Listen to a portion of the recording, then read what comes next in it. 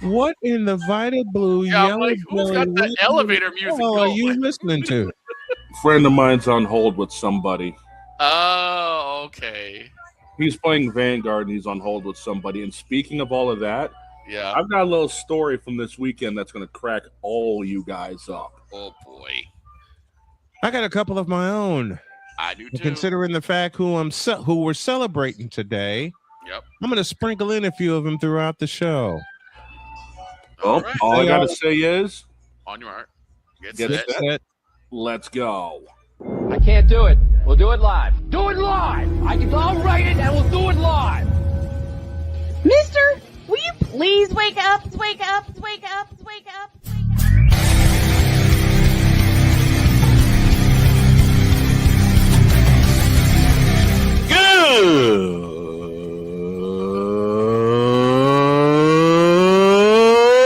Good morning!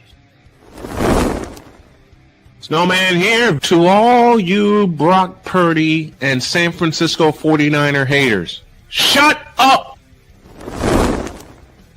I gotta thank you, Shane. I mean, whatever happened to the games where breaking 100 points was, I don't know, unusual?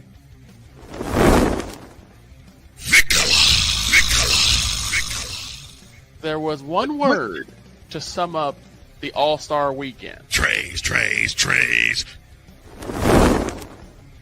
Cause we take this job so serious. Splash Brothers, yes. Ray Allen, replace him with Steve Kerr.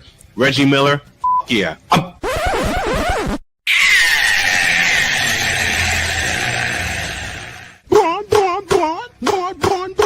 What in the all types of blue hell?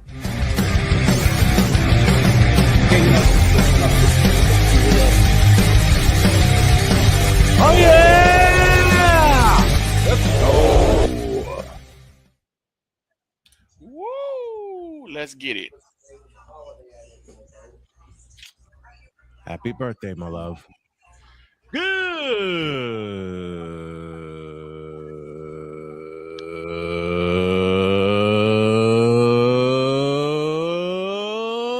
morning, and welcome to the Manic Birthday Monday edition of Snowman in the Morning. Glad to have y'all with us. And Charles Adderley is the first one in the chat with us today. Deets is standing by. The Tar Heels force Game 3 in the College World Series, and the College World Series got it right. We got World Cup stuff to talk about. I'm going to yell at my Chicago White Sox and praise them at the same time during hour 3. Jay Spivey joins us at the bottom of this hour. All right. But there was someone we need to celebrate today. Right. And that someone's my beautiful wife, Jody, because it is her birthday today. Mm-hmm. Happy birthday to the legendary Dr. K. And we're going to have fun. Okay. I'm going to share a few stories of her picking at me and me picking at her throughout the course of the show today. Mm-hmm. But I'm going to share a story that Victor and I were talking about before we came on the air. Okay. And it involves one Christopher Dietz. And I'm going to get him for this. I'm going to get him for this. Oh, boy. We were chatting one night off the air. I'm half asleep here in the office. I'm half asleep. I don't know what the hell they're talking about. Then the subject of NBA free agency comes up. Mm-hmm. Then the subject of, God help me, LeBron comes up. Oh, God, that's already ruined. I know. And Chris Dietz utters a line. And Dietz utters a line where, like I said, I'm half asleep. Mm-hmm. And I hear, Snowman, sorry, but not sorry. But LeBron's going to play with the Warriors. And I sat straight up. Like Undertaker. Dong. Right? I sat straight up. Oh, what?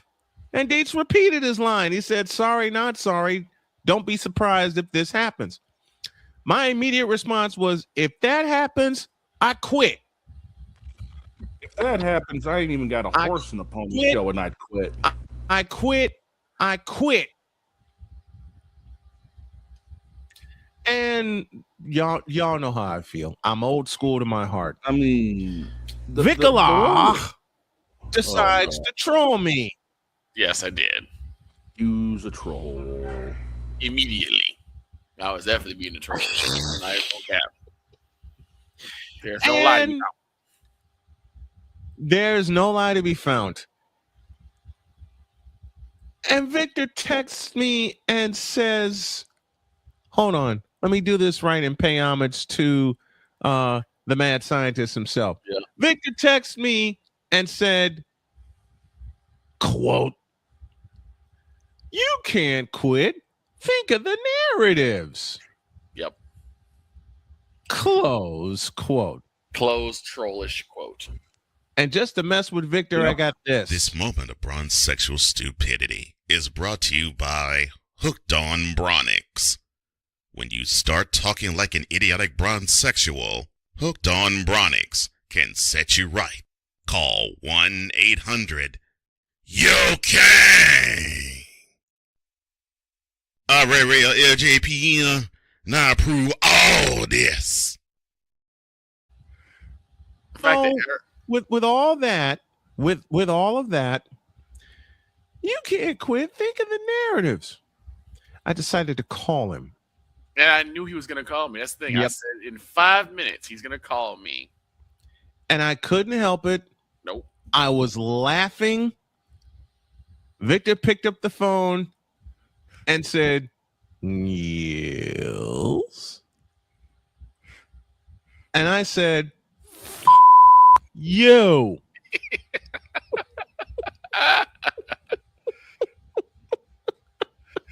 All right. We then went and laughed for the next 40 minutes.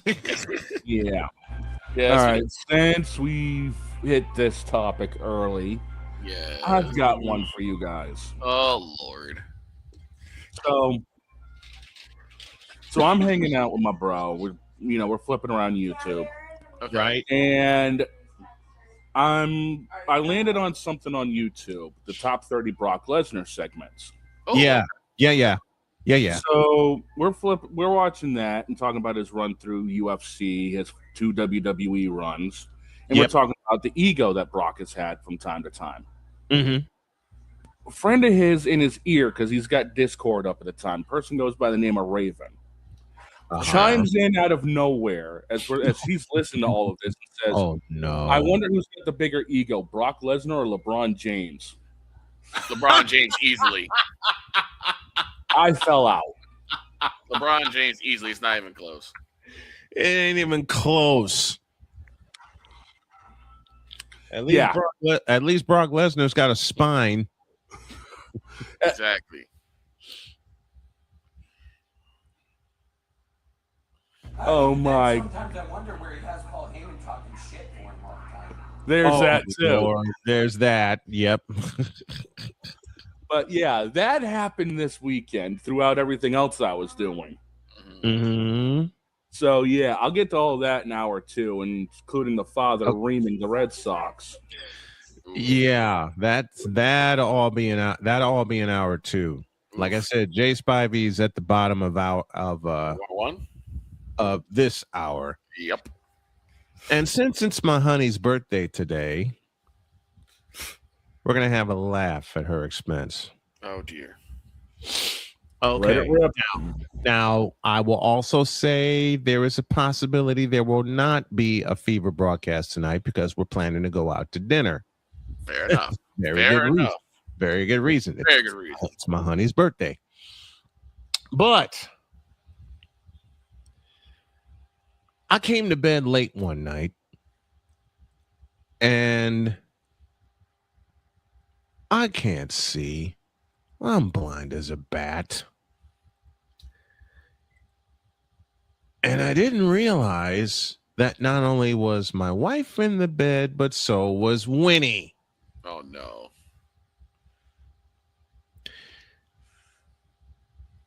I'm exhausted.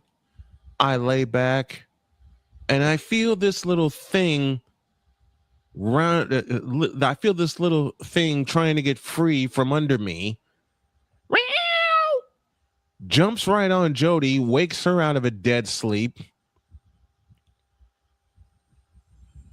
And Jody's, what are you doing? What are you doing? I'm trying to come to bed.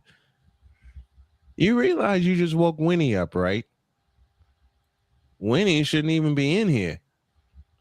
And that's when Winnie let me have it. Yep. And to borrow a phrase that Victor knows very well, Winnie looks at me and goes, "Excuse the hell out of me." Right. Exactly. I laid down, went to sleep, woke up, and the next thing I know, there's a fur ball on my chest and another fur ball at my feet. Oh, no. Winnie was on my chest. Binks was at my feet. Right. I tried to lean over and kiss Jody, and Winnie's having none of it. Oh, Lord. Like, wow, that's my mama. Bitch, I was here first. Oh, okay. I got to address this from Mr. Hernandez. No, we're not. No, we're not. I have to. If KD really said that, that's sour grapes. If KD really said any of that, because I don't know where that came. Oh, I just read the comment. Let me put this to rest. Damian, shut up. Because the Warriors won with KD. Right. And they won two. Let me put it this way, Damian Hernandez. Damian's not saying that he agrees. He's just asking our opinions on it. Oh, well, I ain't got one. I got one, and I'll put it to rest. Kevin Durant, you a bitch. Exactly. The thing is KD had been chasing rings since he left OKC. Mm-hmm. And he admitted as such. I said it in an old intro. Dear Kevin Durant, you should have never left California. He was never going to be the man in Golden State. Because that was Steph's team. Yes. That was Steph's team. That's why he left to go to Brooklyn, because he thought he could be the man there. And then Giannis showed up. And then James Harden showed up. You mean Kyrie? And James Harden took Kyrie to Herbal. Tyrita Herbal. Yeah. Ugly. Do you really want to be the man of the Brooklyn mess in the Shadow Realm? Exactly. Let's take a break. When you all get back, the College World Series is all of that and then some. There is a third game to be decided. And depending on what time we get back from dinner, I might put the headset on, but then again, you might not. It's my honey's birthday. Back in the use. This is Snowman in the Morning. The original Think Drink is back. Level up with proven ingredients formulated to crush your competition. No gimmicks, no jitters, no messing around. Just high-potency results that keep you moving day or night. There's a new nerd in town, and we came to play. Nerd Focus. Smarter than energy. Here's an important message from the Diabetes Solution Center. Do you like pricking your fingers to test your blood sugar levels? No one does, but it's important to maintain your health. And now, by wearing a small remote device called a continuous glucose monitor, or CGM, you don't need to prick your fingers anymore. It's easy to use and helps you make more accurate diabetes treatment decisions. If you are testing your blood sugar 3 or more times daily, injecting insulin, or using an insulin pump, call the Diabetes Solution Center right now. And if you have Medicare or most major insurance coverage, you may be able to get a new CGM at little to no out-of-pocket cost. Shipping is free, and we'll even bill your insurance company for you. If you are testing your blood sugar 3 or more times daily, injecting insulin, or using an insulin pump, call the Diabetes Solution Center right now to learn how to end the painful finger sticks and get your own continuous glucose monitor, or CGM, at little to no out-of-pocket cost.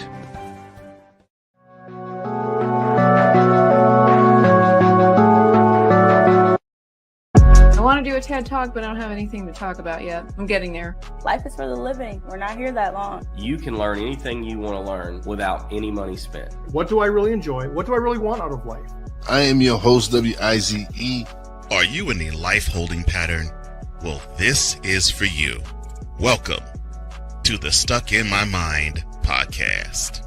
Live every Monday, Tuesday, and Wednesday at 4 p.m. Central.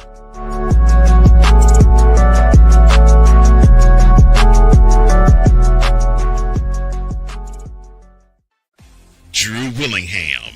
In this case, yeah, you put the blame on Kyle Shanahan for apparently not preparing the team enough for the overtime rules, supposedly.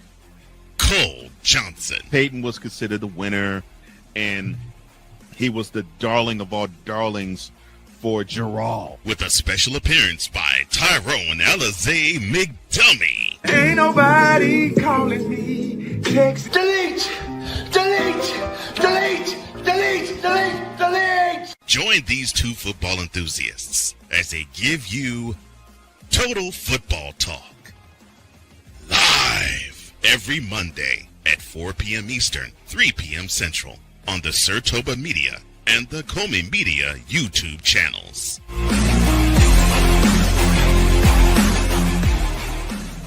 Cause we take this job so serious. I'm sorry, what are these things called? Spices? Spices, thank you. My brain went bleh. What in the all types of blue hell? This is Snowman in the morning.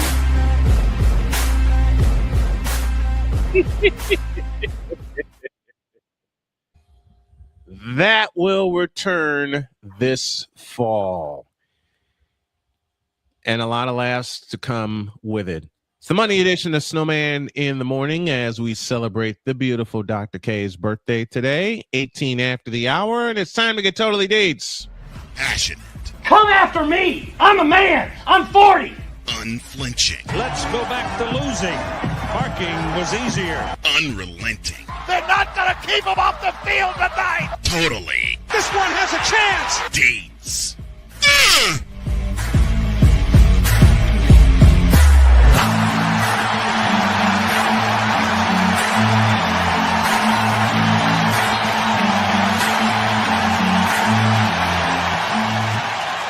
That's not just a murmur, that's a full-blown fibrillation.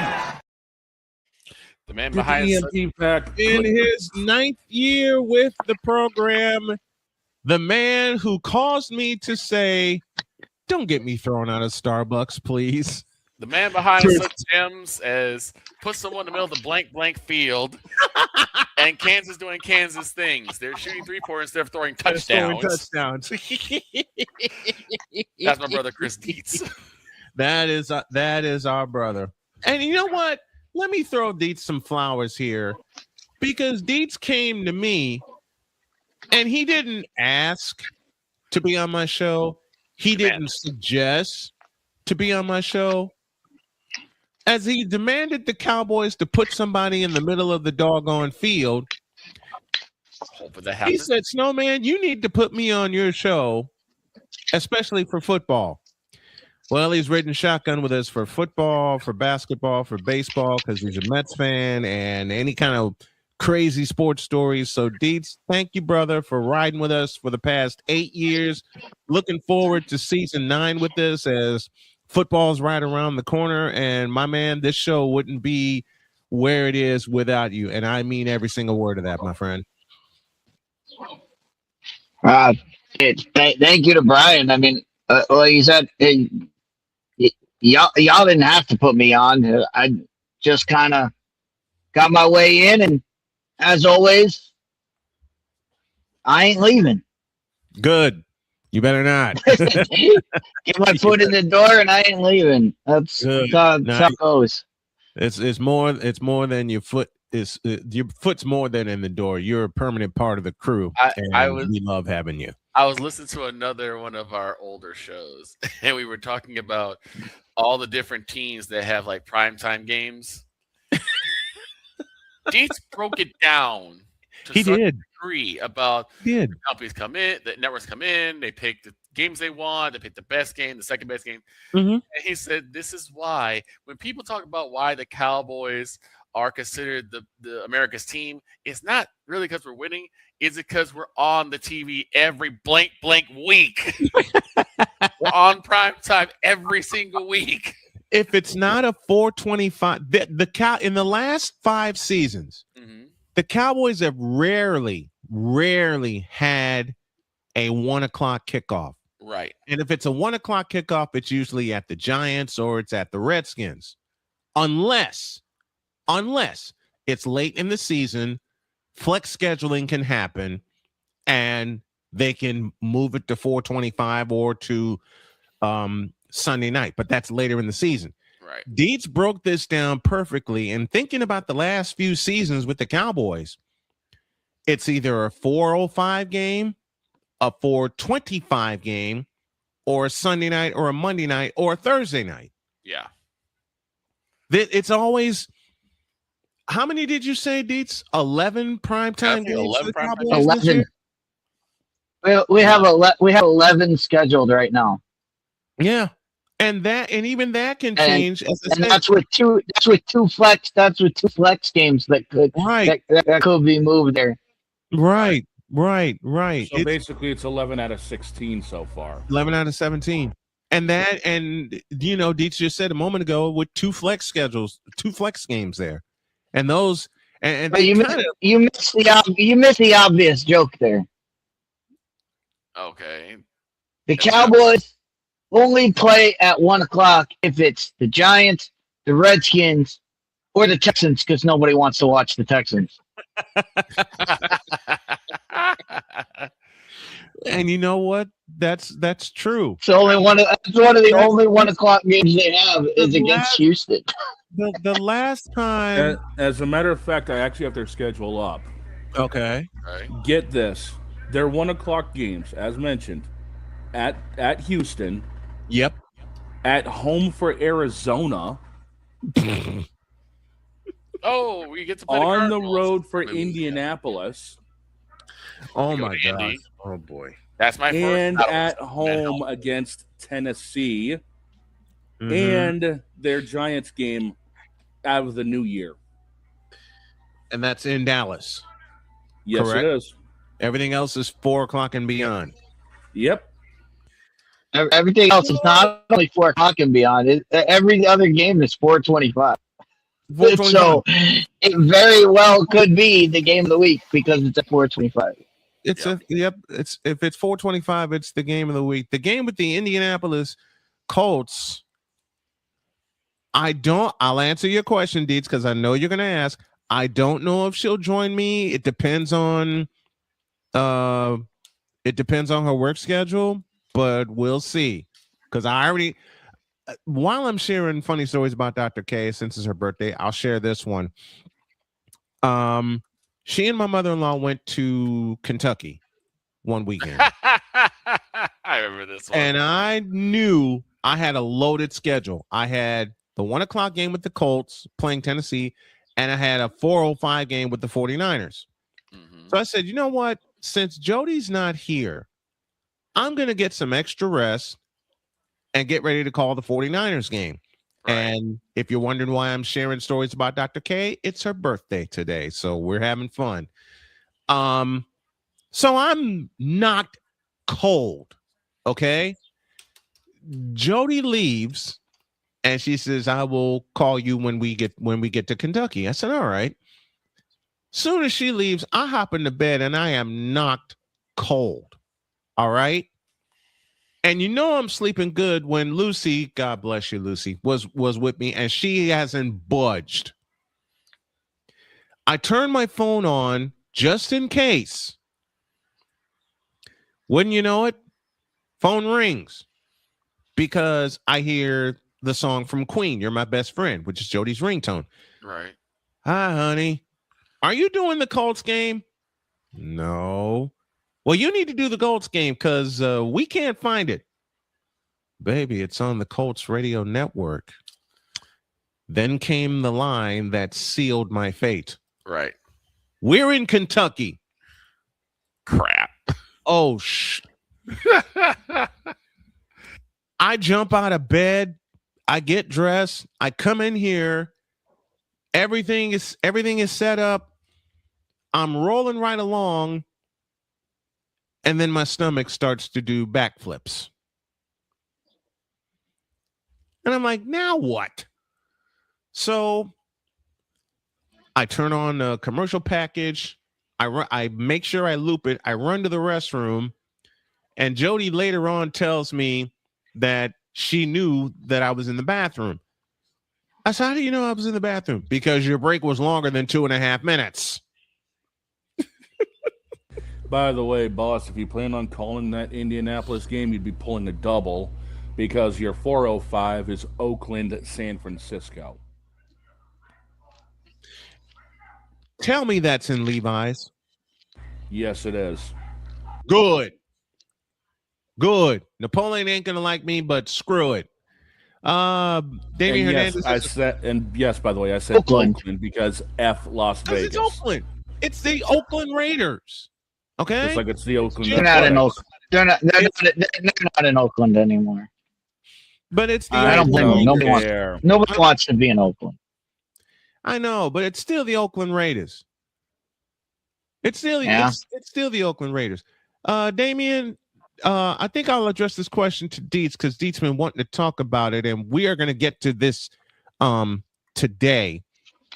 Damian Hernandez's question: I get why the quarterback from Texas Tech, Brendan Sorsby, shouldn't be allowed in the NFL, and I agree. But if we're going to kick him out of the league, why don't we ban Ridley and Jamo? I don't know who that is. I don't know who that is. Explain those two players. Go ahead. Yeah, explain those two players because they betted on games as well. Dietz, I'll see that to you. Well, let's let the dog first because dog asks explain. Yeah.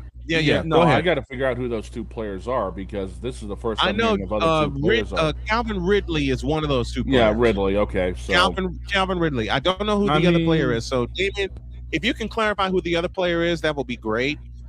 Dietz, I'm giving it to you because I don't know, man. I'll give it to Dietz. Calvin Ridley is he's in the NFL. Like, the NFL they don't have a non-gambling policy.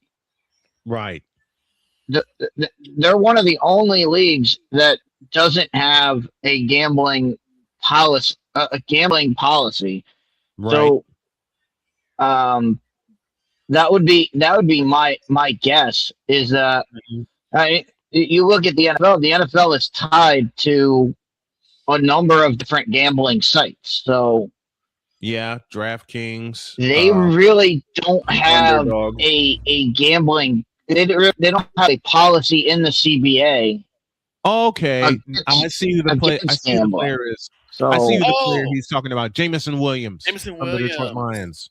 Got it. Oh, okay. Yeah, that name sounds familiar. Yeah, and if I remember correctly, I believe Jamison Williams was hit and was suspended. So they're again, that's an NFL. That's an NFL. The NFL on suspensions is if you break the rules, goes to the suspension committee, and they would be against. And Brendan Sorsby? First off, Brendan Sorsby is not an NFL player right now. Right. Unless he gets picked up in the supplemental draft, and then once he's picked up, then he is subject to the NFL Rules Committee, and you can't. The NFL can't suspend him for something he did in college. That's right. I mean that's overstepping the boundaries of what the NFL can do. Like, if he bets on games while he's an NFL player, that's an NFL issue. If he's doing that while he's on an NFL roster, that's for the NFL to decide if they want to do anything with it. Right. All right, we're due for a break. Ryan McCarthy says, "Good morning, Snow Crew. Happy birthday, Dr. K." Ryan also says Jamison Williams was suspended 6 games, as was Stanley Berryhill and Nicholas Pettit-Freer. for gambling on team grounds. There we go. All right. Craps or something? Let's take a break. When we come back, Jay Spivey is with us, and the North Carolina Tar Heels have a winner-take-all tonight. Oh.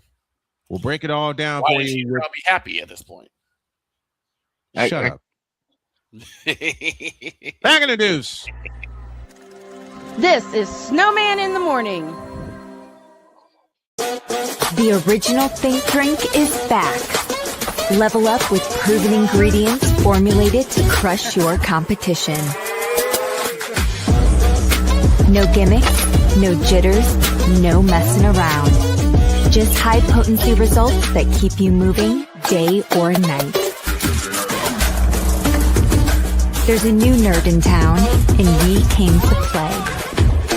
Nerd Focus. Smarter than energy. Here's an important message from the Diabetes Solution Center. Do you like pricking your fingers to test your blood sugar levels? No one does, but it's important to maintain your health. And now, by wearing a small remote device called a continuous glucose monitor, or CGM, you don't need to prick your fingers anymore. It's easy to use and helps you make more accurate diabetes treatment decisions. If you are testing your blood sugar 3 or more times daily, injecting insulin, or using an insulin pump, call the Diabetes Solution Center right now. And if you have Medicare or most major insurance coverage, you may be able to get a new CGM at little to no out-of-pocket cost. Shipping is free, and we'll even bill your insurance company for you. If you are testing your blood sugar 3 or more times daily, injecting insulin, or using an insulin pump, call the Diabetes Solution Center right now to learn how to end the painful finger sticks and get your own continuous glucose monitor, or CGM, at little to no out-of-pocket cost.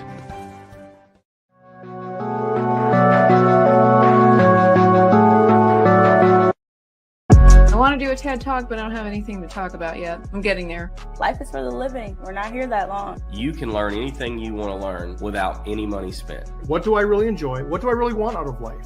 I am your host, WIZE. Are you in a life holding pattern? Well, this is for you.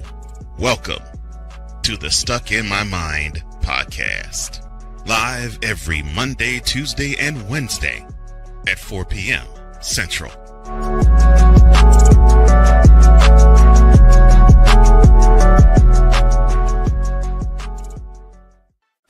Drew Willingham. In this case, yeah, you put the blame on Kyle Shanahan for apparently not preparing the team enough for the overtime rules, supposedly. Cole Johnson. Peyton was considered the winner, and he was the darling of all darlings for Gerald. With a special appearance by Tyrone Alizé McDummy. Ain't nobody calling me. Text delete, delete, delete, delete, delete, delete. Join these two football enthusiasts as they give you total football talk. Live every Monday at 4 p.m. Eastern, 3 p.m. Central on the Sertoba Media and the Comey Media YouTube channels.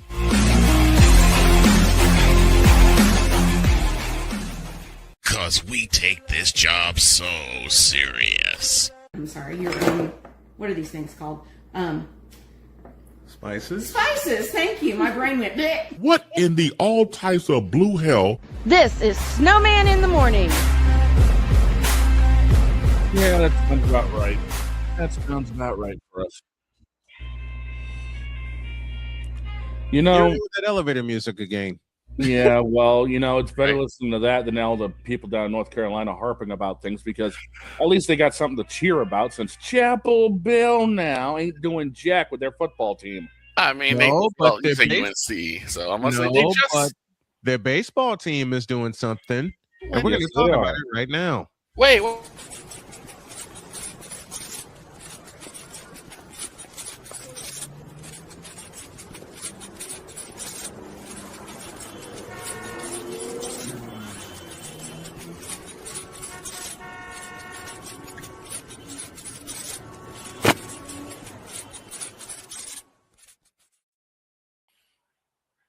Spivey is with us. Good morning, Jay. How are you? What's up, guys? Good morning, Mr. Spivey. Hold on. Time out. What? We're talking baseball? Actually, don't you know nobody talks about baseball? I'm looking forward to talking about baseball, but if you guys don't mind, I'd like to correct something you guys were just talking about. I overheard what you're talking about the suspension.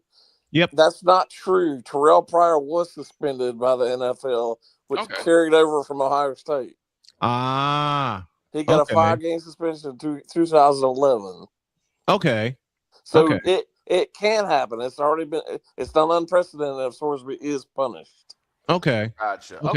Okay. Ryan McCarthy says, "Wait, we're talking baseball, not just any baseball, but college baseball." Yes, we are. It's winner take all tonight. Winner take all. 7 p.m. Omaha, Nebraska, Oklahoma, and North Carolina for the national championship on the 4-letter network. On the 4-letter network. Yeah. Let me say that again. Oklahoma and North Carolina in baseball for the national championship. It's winner take all tonight. It's game 3 in Omaha, and wow. I have to ask Mr. Spivey something. Was there a big celebration after the Stanley Cup with the Canes? Well, yes, but and this to me is a huge mistake. They waited entirely too long to do it. Okay, because I was like, they did it. They had it on Saturday to avoid traffic with people doing in businesses on earlier in the week, which to me is ridiculous. It is ridiculous. I mean, New York didn't do that. They did theirs on Thursday. They did. From what I heard, New York was a madhouse. And somehow New York is still standing. That's when you should do it. Don't wait till Saturday. Man, when the Bulls won their championship, it was 48 hours before they celebrated. 48 hours, yeah. I mean, it was almost a full week. That's I think they use traffic. I think they use traffic as a cover. Mm-hmm. I didn't think they wanted to go. They didn't want to go up against the coverage of the Knicks parade. Well, that's just my opinion. You could have done that any other day but Thursday. You don't have to wait till Saturday. You could have done it Friday. You could have done it Wednesday. You could have done it Friday. Friday would have been the best. Would have been the best day to do it. End of the week. Friday would have been the best day to do it. End of the week. You're in the state capitol. It's a Stanley Cup. It's a Stanley Cup championship. I'm only asking because I didn't see a whole lot of like coverage. Well, that's why it's on Saturday. That's why.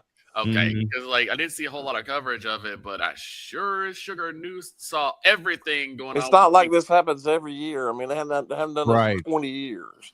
Right. Don't even get me started. Yeah. And now North Carolina with a chance to win the national championship in baseball. Yeah, man. So wait a minute. Do you think our favorite person knows there is a game tonight? I'm about to say, so wait a minute. So the chance that the Tar Heels will win a championship in baseball, and they already won a championship in hockey. The two sports that this individual does not want to cover are the ones winning champions. Meanwhile, the Panthers are nothing. The Hornets are really nothing. The Hornets are really nothing. The Hornets are the NBA version of the Cleveland Browns at this point.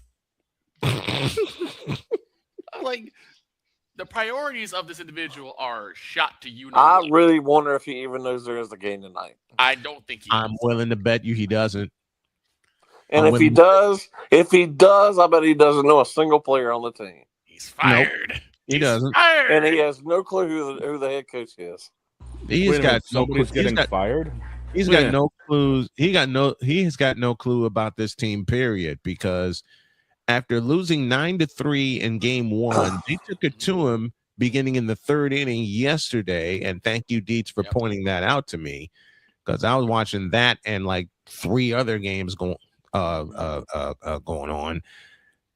Now we got a winner take all tonight.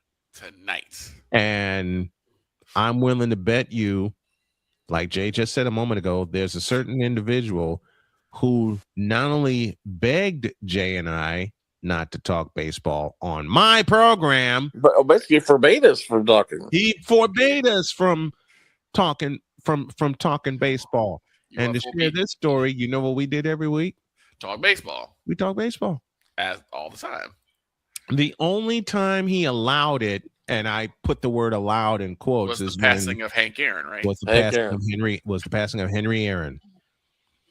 He told us that on the air that day.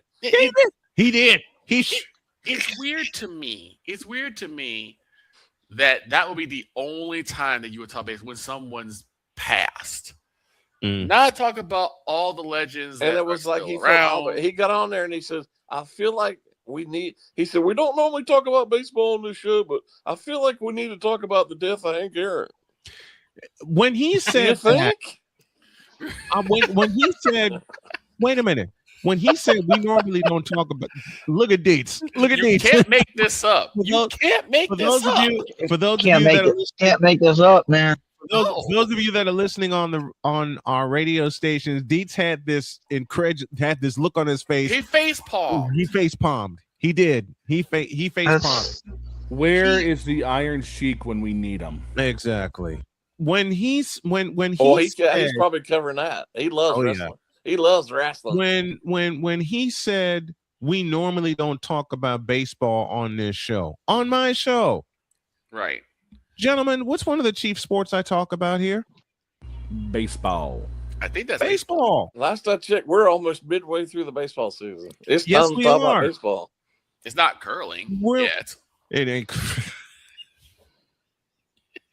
The day we talk about curling, man, is the day I'm going to be on this show drunk. We already have. And look, the late curling great was Alvin, big. Yeah, the late great Alvin curling is actually really popular. The late great Alvin Washington got me hooked on curling. Okay, I did with a popular statement, we were in the Chicago State studio one day with a statement that had all of us cracking up. Right.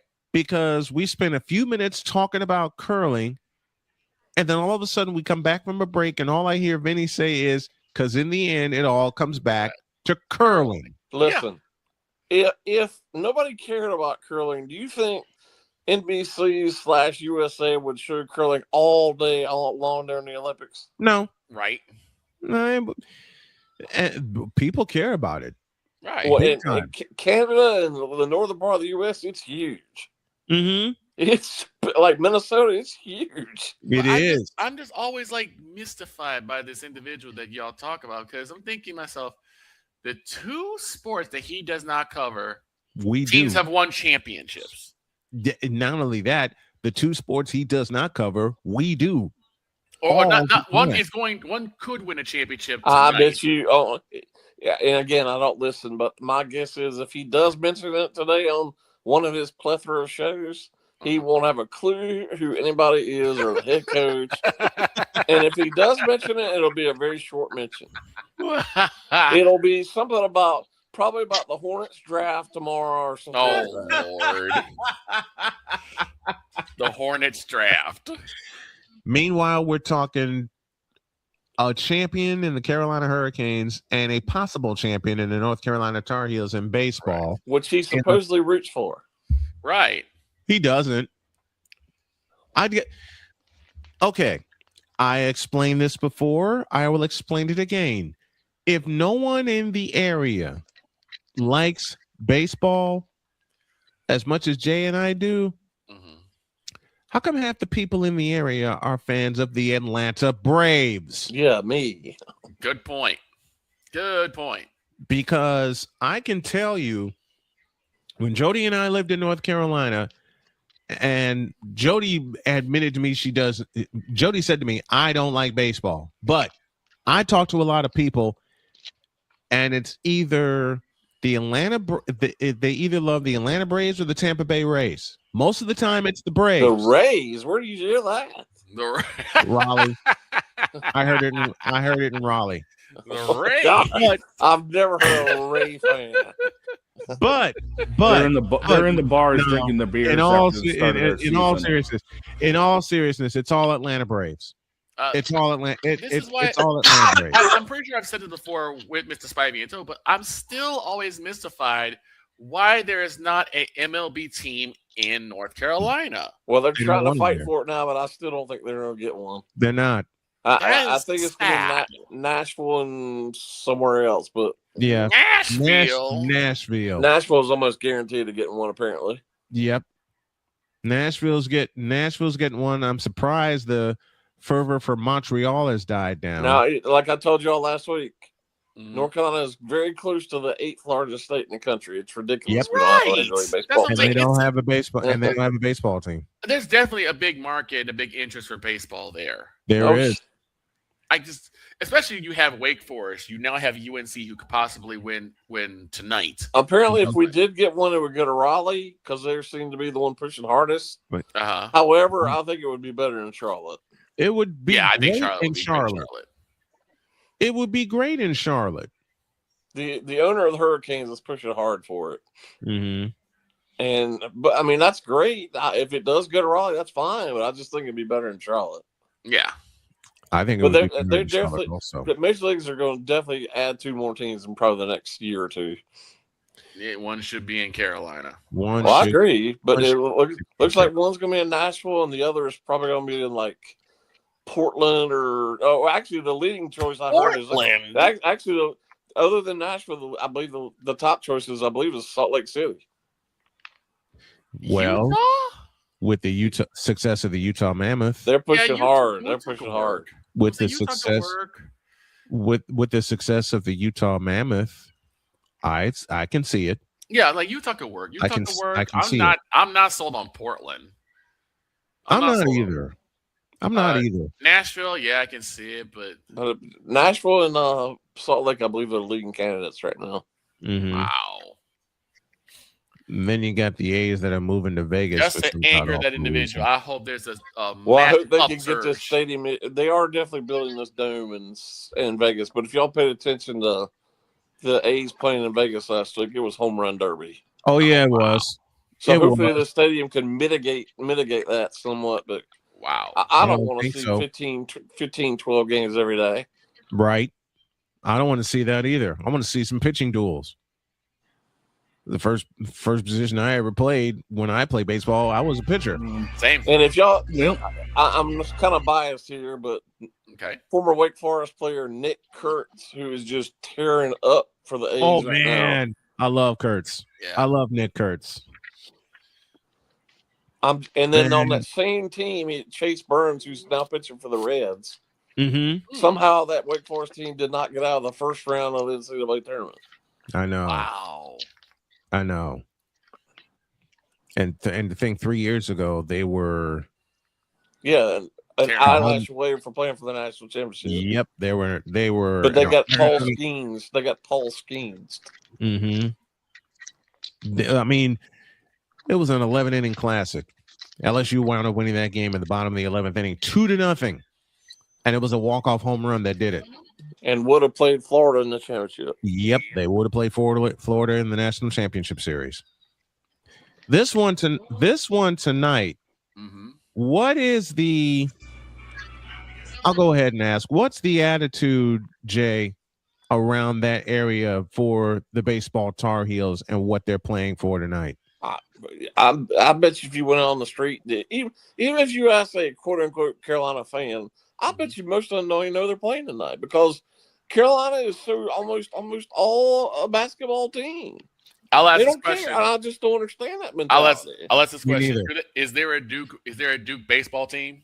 Yeah. Yes. Are they playing the UNC Tar Heels? No. That's probably why.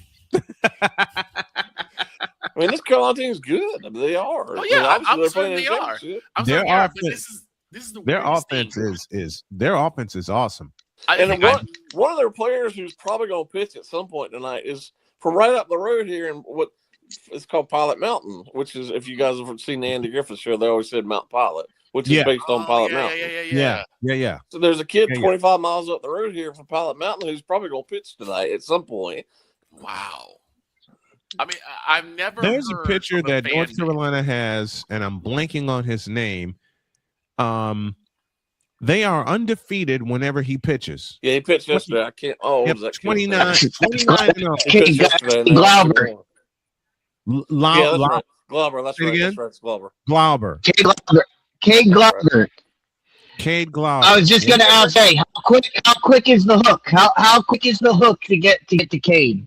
It's the hook's gonna be quick tonight. Now whether it's get to Cade pitched a long time yesterday, so I wouldn't think he could go very long tonight. But he's gonna pitch at some point. I was gonna say I've never heard of a fan base that says we don't care about winning championships. Did we beat our rival? Well, to me, I mean, if you're a fan of such and such school, root for them in every sport. Exactly. True. That is true. Exactly. That's me with my Northwestern Wildcats. No matter what sport. We were the same thing with Illinois. We were saying with Chicago State. And I'm biased when it comes to NU because I've covered all three major sports at Northwestern. Yep. I did. I've done a game at their baseball diamond. Yep. Of course, I lived in Welsh Ryan Arena, and I lived for a while at Ryan Field. Yep. Will you be going to their new stadium? Hell yeah, I am. I got my request in now. And besides, there's a very dear friend of mine who just happens to be their radio voice, Dave Ennett. We were saying way with Charlotte State. We were big for their basketball team, their baseball team, their volleyball team. Volleyball team. You know what? Surprised they didn't have a football team. Jay told a story where during a holiday tournament, he was there entrenched, ready to go, covering the game. This past holiday. Yep. Just this past December. Said individual tried to park his equipment on Jay's table. He was late, by the way. He was very late. Very late. Second quarter late. He showed up almost at halftime. Yeah. And I believe there was a game before my game, and I believe he was supposed to cover that game too. He didn't show up for that one. He showed up to the wrong. He showed up to the wrong gym. Was what I heard. He went to the wrong high. He went to the wrong high school. How? He thought the tournament was somewhere else. How? Well, again, if he would have shown up to the luncheon that I went to, he would have known that. Now I'm face palming. How in the world do you get that wrong? Well, again, if he would have shown up for that luncheon, they would have known that. Yep. But okay, let me play a little bit of a scenario here. Let's say something big came up, he can't make it to the luncheon, right? Let's just say, for sake of argument, there had to have been somebody, the director of the tournament, anybody he could have called and said, "Where is this being held at?" Pretty much for everything that I cover, I will either call the athletic director or somebody, or the PR representative to make sure I have a spot. And you know why that is, Mr. So Spivey? he could have called or texted somebody. You know why that is, Mr. Spivey? Because you are a professional. You I've been would doing find this for a long information. time.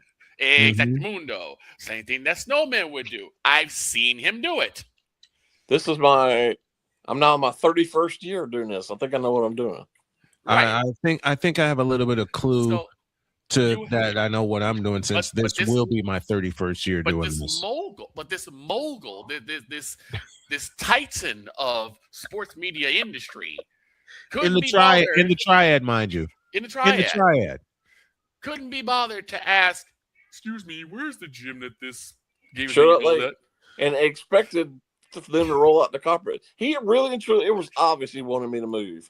He just didn't ask me, and I was not moving. Good. Again, as Dietz has said often, you can't make this up. You can't make how this hard up. you try. There was only room for two people there, and there were the two reporters who had shown up on time, but were right there. Yep. Stephen King and Dean Koontz couldn't make this up. Couldn't write a funnier story. I'm reminded. It's insanity. I'm reminded of a line from the great Al Michaels. You couldn't film this scene in a movie and make it this good. No. So he went whining down to the city county athletic director, and she gave him a table on the other baseline. He went whining. And left his stuff at the table. Wait a minute. He does whine. He does. Apparently, it was obvious he thought he was more big time than I was. Listen, when I did the blue chip basketball league, when I lived there, as it was a drive from Henderson to Winston-Salem, and I got there at least an hour prior to tip off, and he had me do 2 games each and every time. I made a stop by the table and made sure the rosters and the lineups are correct. Correct.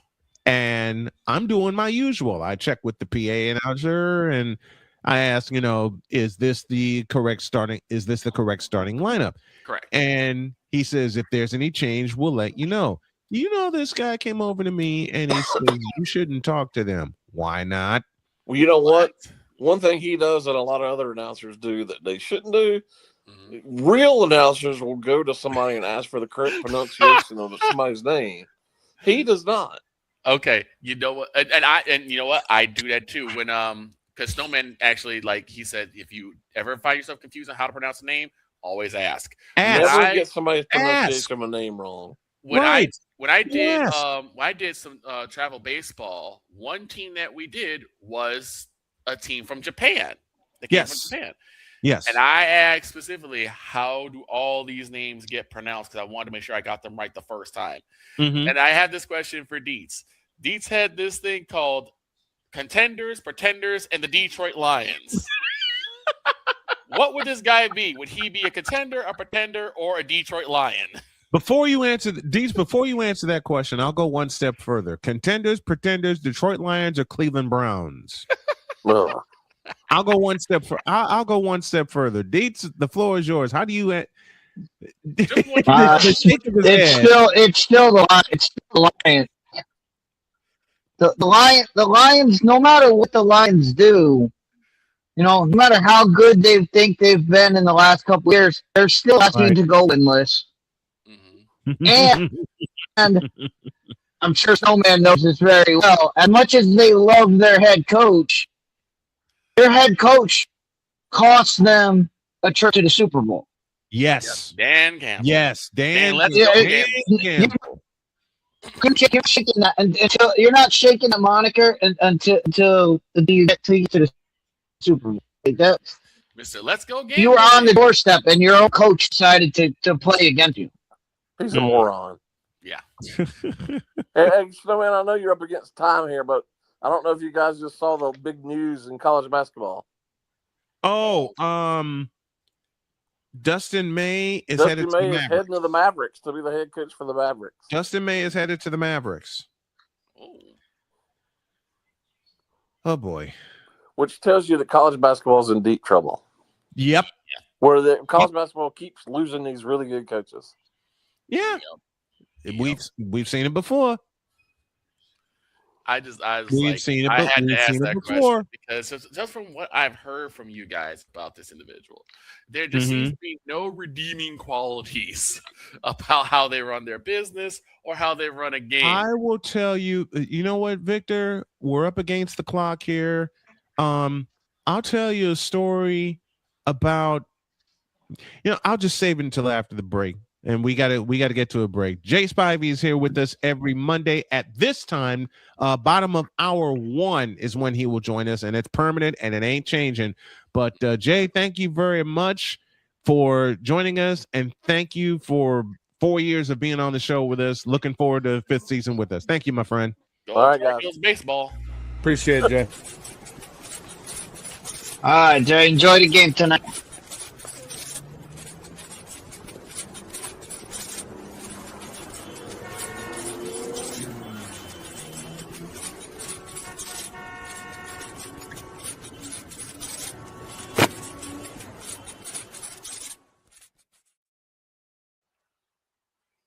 Thanks to Clark Goodlow. Yes, we are talking baseball. He says, good morning, everyone.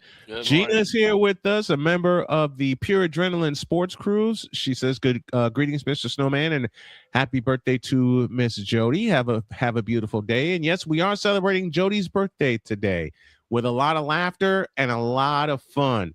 Coming up next, the droid will join us. But when we come back, I got a story about how I outdress our favorite mogul. And it pissed him off. Oh, dear. Back in the deuce. This is Snowman in the Morning. During bad weather, driving can become downright dangerous. What's your emergency, please? Trust Battle Vision Storm, the revolutionary glare reduction glasses that turn your sight bright during bad weather at night or during the day. Watch your ordinary vision become extraordinary. Battle Vision Storm uses light optimizing lenses that block blue rays so you see clearly in heavy rain at night or blinding snow during the day. Heavy rain, snow, sleet, or fog can make it impossible to drive. Not with Battle Vision Storm. Get your Battle Vision Storm for only $19.99. But wait, due to rising costs and supply chain shortages, this may be your last chance to get your very own at this low price. There is a strict limit of 4 Battle Vision Storm per order while supplies last. Don't wait, order now. Call 1-800-483-6319 or visit battlevisionstorm.com. So call 1-800-483-6319 now. Here's an important message from the Diabetes Solution Center. Do you like pricking your fingers to test your blood sugar levels? No one does, but it's important to maintain your health. And now, by wearing a small remote device called a continuous glucose monitor, or CGM, you don't need to prick your fingers anymore. It's easy to use and helps you make more accurate diabetes treatment decisions. If you are testing your blood sugar 3 or more times daily, injecting insulin, or using an insulin pump, call the Diabetes Solution Center right now. And if you have Medicare or most major insurance coverage, you may be able to get a new CGM at little to no out-of-pocket cost. Shipping is free, and we'll even bill your insurance company for you. If you are testing your blood sugar 3 or more times daily, injecting insulin, or using an insulin pump, call the Diabetes Solution Center right now to learn how to end the painful finger sticks and get your own continuous glucose monitor, or CGM, at little to no out-of-pocket cost. Whether it's news, the largest egg producer finds bird flu in chickens at a Texas plant, weather, devastating tornadoes rip through the heart of the United States, inspiration, a breast cancer survivor completed the journey of chemotherapy and now begins a future one of matrimony, or sports. Michael Jordan is shown on a photo with Diddy. LeBron James has a video extolling the virtues of a Diddy party. This has been yet another beating a dead horse presentation. We got you covered. BS3 Network, in association with Comey Media Incorporated, proudly present The Morning Shift with Cole Johnson. Live every weekday at 8 a.m. Eastern, 7 a.m. Central.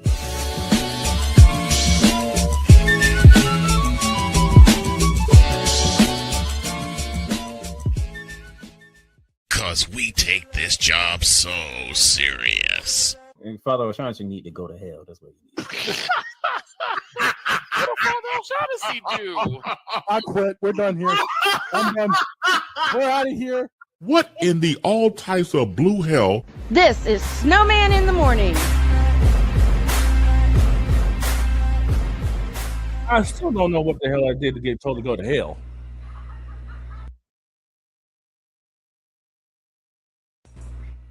Mooted. Father O'Shaughnessy.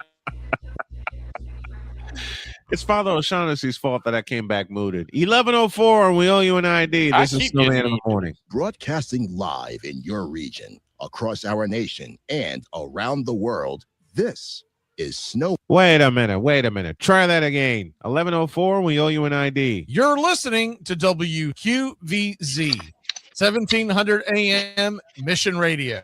Broadcasting live in your region, across our nation, and around the world is Snowman Multimedia. We need to see it. Put somebody in the middle of the.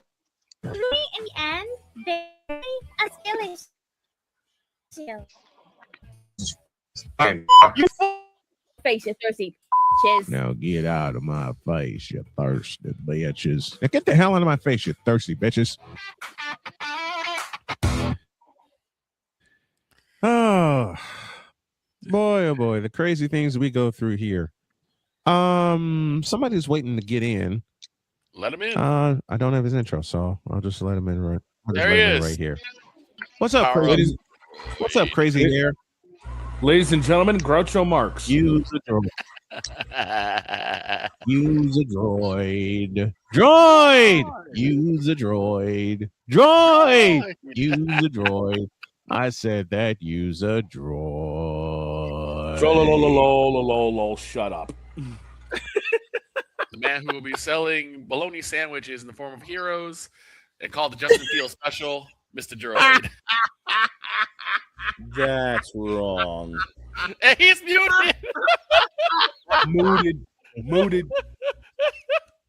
He is. Muted. New one. That's a new one. Oh gosh. Wow. Just Hour wow. Hour 2 has now gone downstairs and out the basement door. I received it went through news, it went gentlemen. through the doggone storm cellar, dude. Come on. It did. What's the news?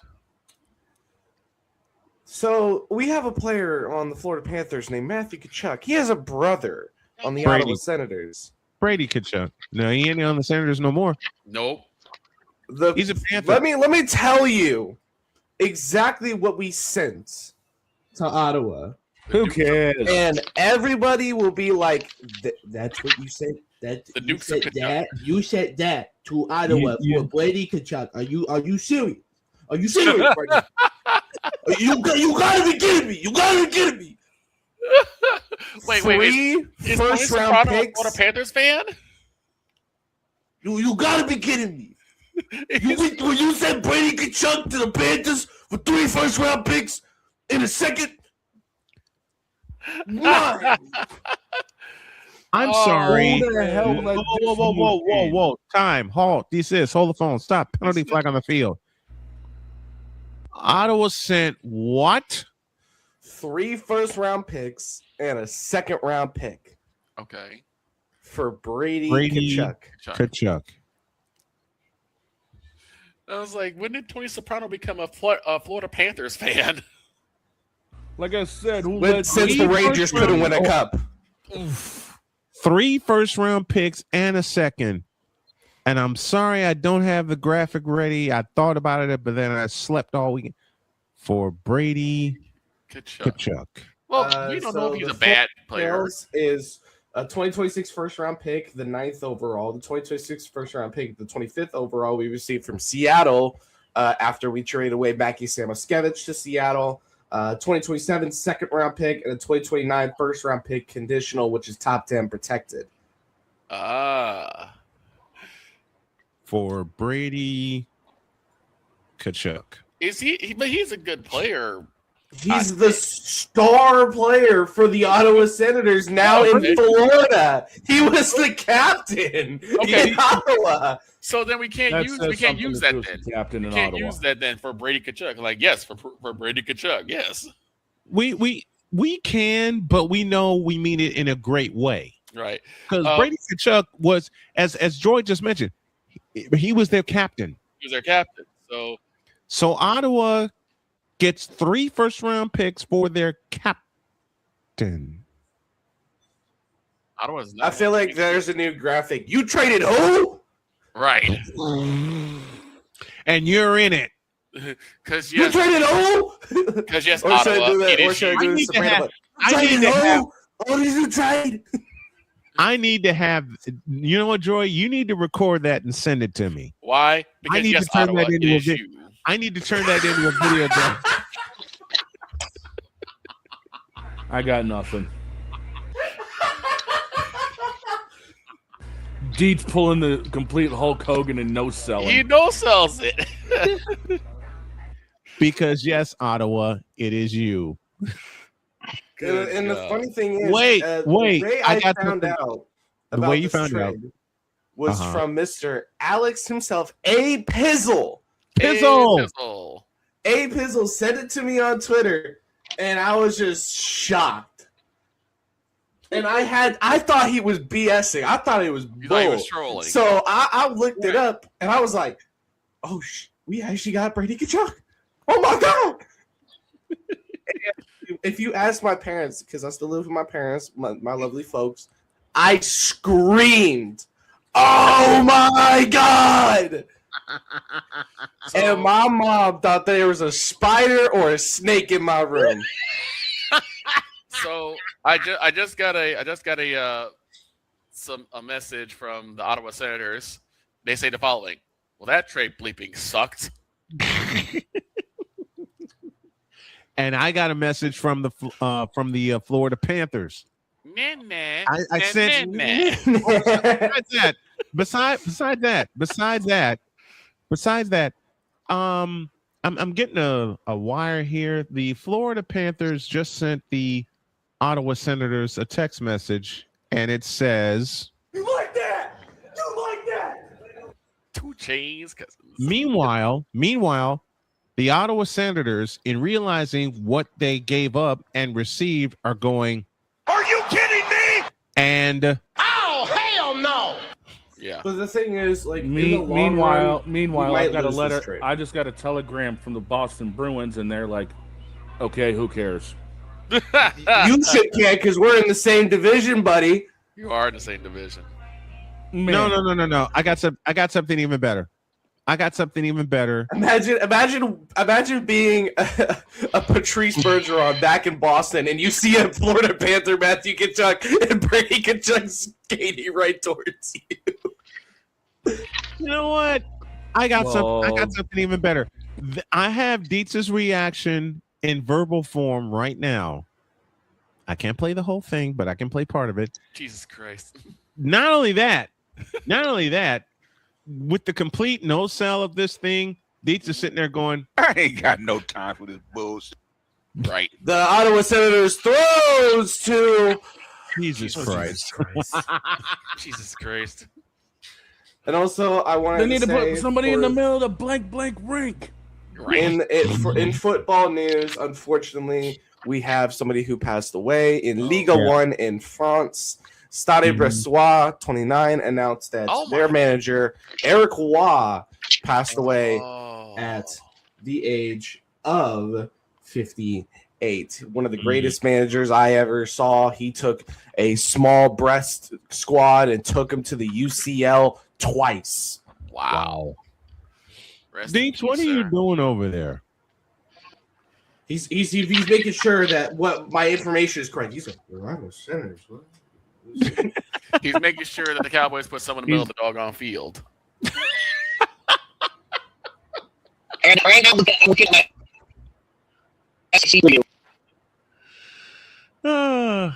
Oh, Damien, you're not right. Oh, Damien, how many games there are? How many games there are in the SEC this year? It's wild. Damien, you're not right. I didn't do it. What is a way to like describe this trade the best way? Like how could I put it in NBA terms? It's like Tyrese Halliburton to the San Antonio Spurs. It's like Golden State trading for LeBron James. Oh hell no! No. Snowman knows why I said 15 yards. Snowman knows why I said that. They don't have to, but they don't have to trade. They don't have to trade for LeBron James. LeBron James can do. LeBron James is a free agent. He can just sign there. 15-yard penalty, Victor. Go back. There's a penalty on the field. Unsportsmanlike conduct. BS. I'm going to get hit by Snowman. Unsportsmanlike conduct and unnecessary roughness. Okay, I mean Victor Lock, number 25. 20-yard penalty. Go back. 20-yard penalty. He said 20-yard penalty. He didn't say 15. He said 20. 20. Victor's going to get hit with a couch And tag it's been from James predicted- Couch Company. It's been predicted by more than one. It's been predicted by more than one basketball analyst. Uh-huh.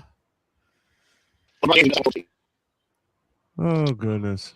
But I also want to bring attention to a couple of World Cup things before I get on out of here because I'm looking at my woman and she wants me getting back in bed. So all types of blue hell. Okay. The world, and as of Friday, because I wasn't here Friday, obviously I was tired and wanted to go to work. On Friday, Paraguay beat Turkey 1-0. Brazil beat Haiti 3-0. Morocco beat Scotland 1-0, and then the United States of America took down the Socceroos, Australia 2-0 on Friday. Wow. And they're in the knockout round. What was that team again? Scotland. Me. What's up, MacDoc? Right. And then on Saturday, the Netherlands played Sweden, destroyed them 5-1.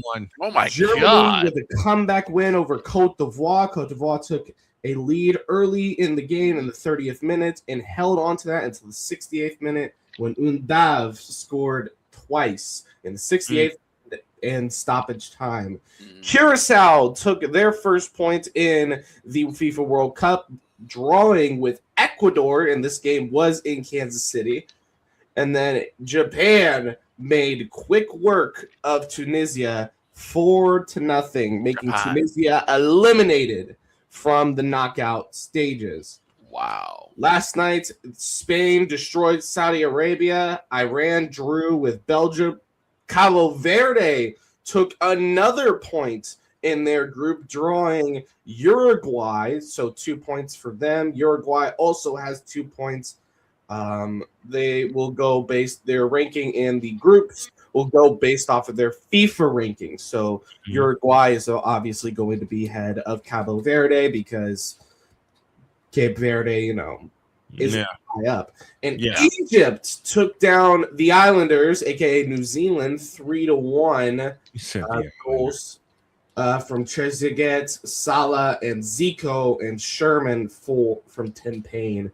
And today, you got Austria and Argentina. Messi hopefully looking to break the goal record, most goals scored by an individual in multiple World Cups combined. Iraq plays France, Senegal plays Norway, and the Algerians, the people who have taken over the city of Lawrence, Kansas, and we love them for it, plays Jordan, and that's going to be at 10 p.m. Wow, that's late. Yeah, I did a soccer match once in the rain. In the rain. I was dry. How do you tell stories of the World Cup and not even tell the biggest score of the World Cup? And that is the 40-year-old goaltender for Cape Verde? No. The country of Scotland versus the city of Boston. All right, so the pub and the pub ran out of beer because the Scottish. So this is what Dees is talking about. Basically, the Scots came to Boston because I believe that's where they have their base camp, and they drank the entire city of Boston dry of beer. And I am not kidding. I am not joking. You can ask Shane or two. They drank the city of Boston dry of everything except Budweiser. Okay. Oh my God. Okay, so I need to remind it. I don't know if this was The Simpsons or if this was. Hold it. Time. They drank the city of Boston dry. I have to hold on. Wow. I don't know if it's Simpsons. Damien, shut up. I appreciate it because I love Bob Ross.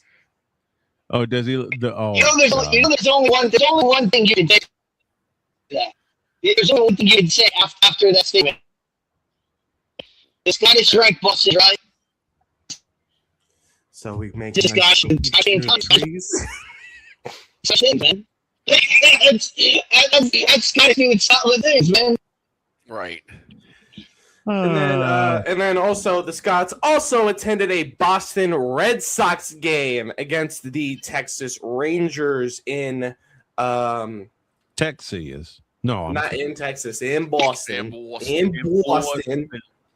I just forgot. Fenway. Right. Fenway How Park. can you forget Fenway Park? And then they did their chants. It was lovely to listen to here.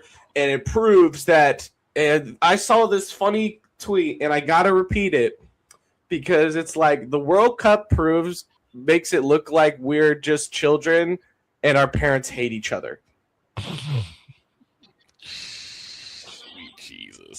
Get the heck out of here, Droid. Droid joining us, sir, on the program. Sweet Jesus. We need a break. Drink Boston Dry. Good grief. Speaking of Boston, when we come back, Father Sean O'Shaughnessy. What? Oh, hell no.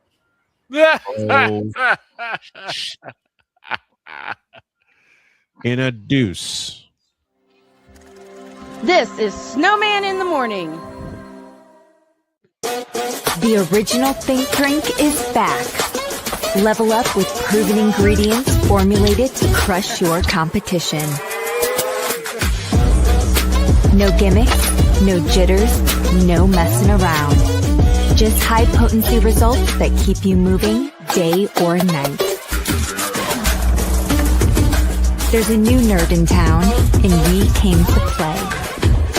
Nerd Focus. Smarter than energy. Here's an important message from the Diabetes Solution Center. Do you like pricking your fingers to test your blood sugar levels? No one does, but it's important to maintain your health. And now, by wearing a small remote device called a continuous glucose monitor, or CGM, you don't need to prick your fingers anymore. It's easy to use and helps you make more accurate diabetes treatment decisions. If you are testing your blood sugar 3 or more times daily, injecting insulin, or using an insulin pump, call the Diabetes Solution Center right now. And if you have Medicare or most major insurance coverage, you may be able to get a new CGM at little to no out-of-pocket cost. Shipping is free, and we'll even bill your insurance company for you. If you are testing your blood sugar 3 or more times daily, injecting insulin, or using an insulin pump, call the Diabetes Solution Center right now to learn how to end the painful finger sticks and get your own continuous glucose monitor, or CGM, at little to no out-of-pocket cost.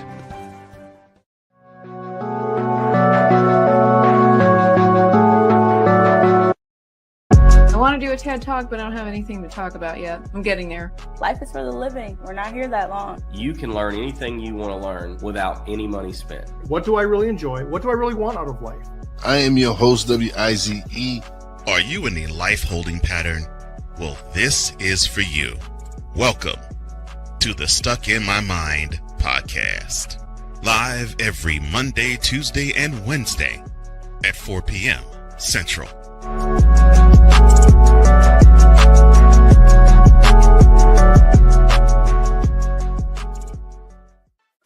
Drew Willingham. In this case, yeah, you put the blame on Kyle Shanahan for apparently not preparing the team enough for the overtime rules, supposedly. Cole Johnson. Peyton was considered the winner, and he was the darling of all darlings for Gerald. With a special appearance by Tyrone Alizé McDummy. Ain't nobody calling me. Text. Delete! Delete! Delete! Delete! Delete! Delete! Join these two football enthusiasts as they give you Total Football Talk. Live every Monday at 4 p.m. Eastern, 3 p.m. Central on the Sertoba Media and the Comey Media YouTube channels.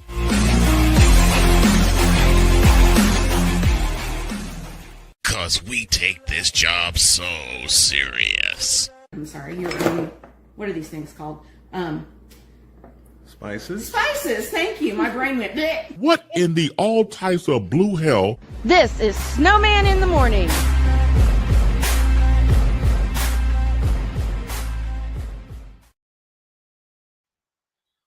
$25 after the hour now, and well, he was here.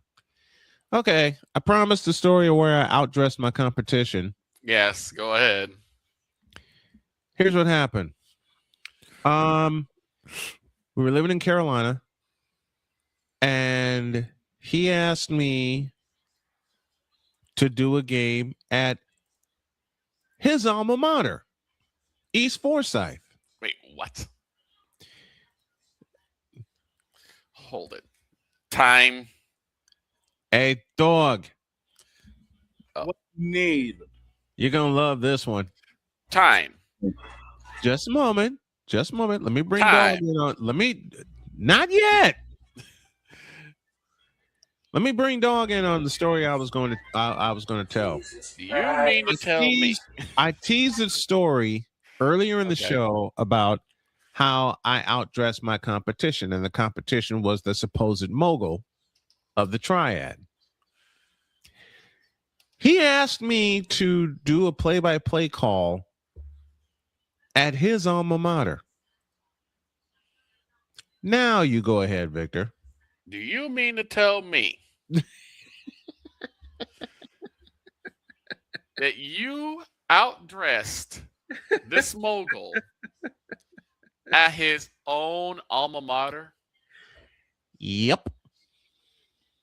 And he allowed it? You know what he asked me? Go ahead. He asked me, and give me this. I know button. the answer. I know the answer. Give me this button. He, on more than one occasion, I'll say that, on more than one occasion, he asked a question of me. Okay. And the question was, quote, why do you wear a shirt and tie when you're doing games? Close quote. Now, before anybody on this panel answers that question, this comes to mind.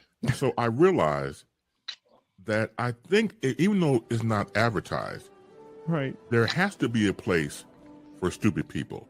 We don't know because we're not stupid, so we don't know anything about it. It's like a secret club society. Oh my gosh. So I come to the conclusion that he graduated from SU, stupid university. Yeah, and all the stupid ass letters that go along with graduating high honors of being stupid. I can't do no more, man. Vámonos, dominos, vámonos. Stupid university, where everyone graduates magna cum stupid. And apparently he graduated from the business management department that was headed by Antonio Brown. Featured various successes like the Albany Empire. I'm sorry, Ryan. Okay, he asked me that question, and I said, this is protocol for me. Yes. I may be CEO of my own company, but this is protocol for me. That's what you And I learned this a long time ago. You instilled that in me. This fool looked me dead in the eyes. Give me this. And said, quote, I run my own company. I'm going to wear what I want. Just because you can doesn't mean you Close quote. Just because you can does not mean you should. I heard this man call a football game. Oh boy. I'm sorry. Thank you for that. That would be...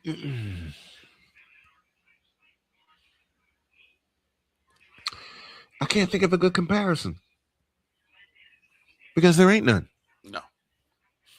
There's no comparison. I heard this man call a football game. End of sentence. Yep. What did he do? Sound like the Swedish chef? Mort. Shut up. Get out of my head, Victor. Hey, Dog started it. Did he sound like the Swedish? Did he sound like the Swedish chef? Let me answer that question this way. On the many times where all of you guys have seen and heard me do a play-by-play call, be it alternative or live in the booth, did it ever sound like a conversation without paying attention to the game? No. It's more like how like wrestler announcers do it, where they kind of weave in what's going on in the ring and tell stories at the same time. JR was one of the best at it. Yeah. Absolutely. Which you can do. Exactly. If it's a television call, right. Yes. But when you're doing radio, because the audience cannot see, You got to paint the picture for him. You have to you got to draw the picture. The color paints the picture, but you have to draw the picture first. That's what that play does. Ken Squire on MRN. Yep. Ken Squire. Jeff Joniak. Jim Durham. The late 80s Boston Celtics broadcast team. Johnny Most. Matt Taylor. Wayne Larrabee. Caglione up here when he was with the Red Sox. Mm-hmm. Here's one for Dietz. The great Howie Rose. Right. Longtime voice of the New York Mets. Right. The late great John Sterling. You paint. That's right. You could do a simulcast all you want, and it was Jim Durham and Johnny Kerr, and watching Sports Vision that taught me about the simulcast era. Right. The first simulcast era.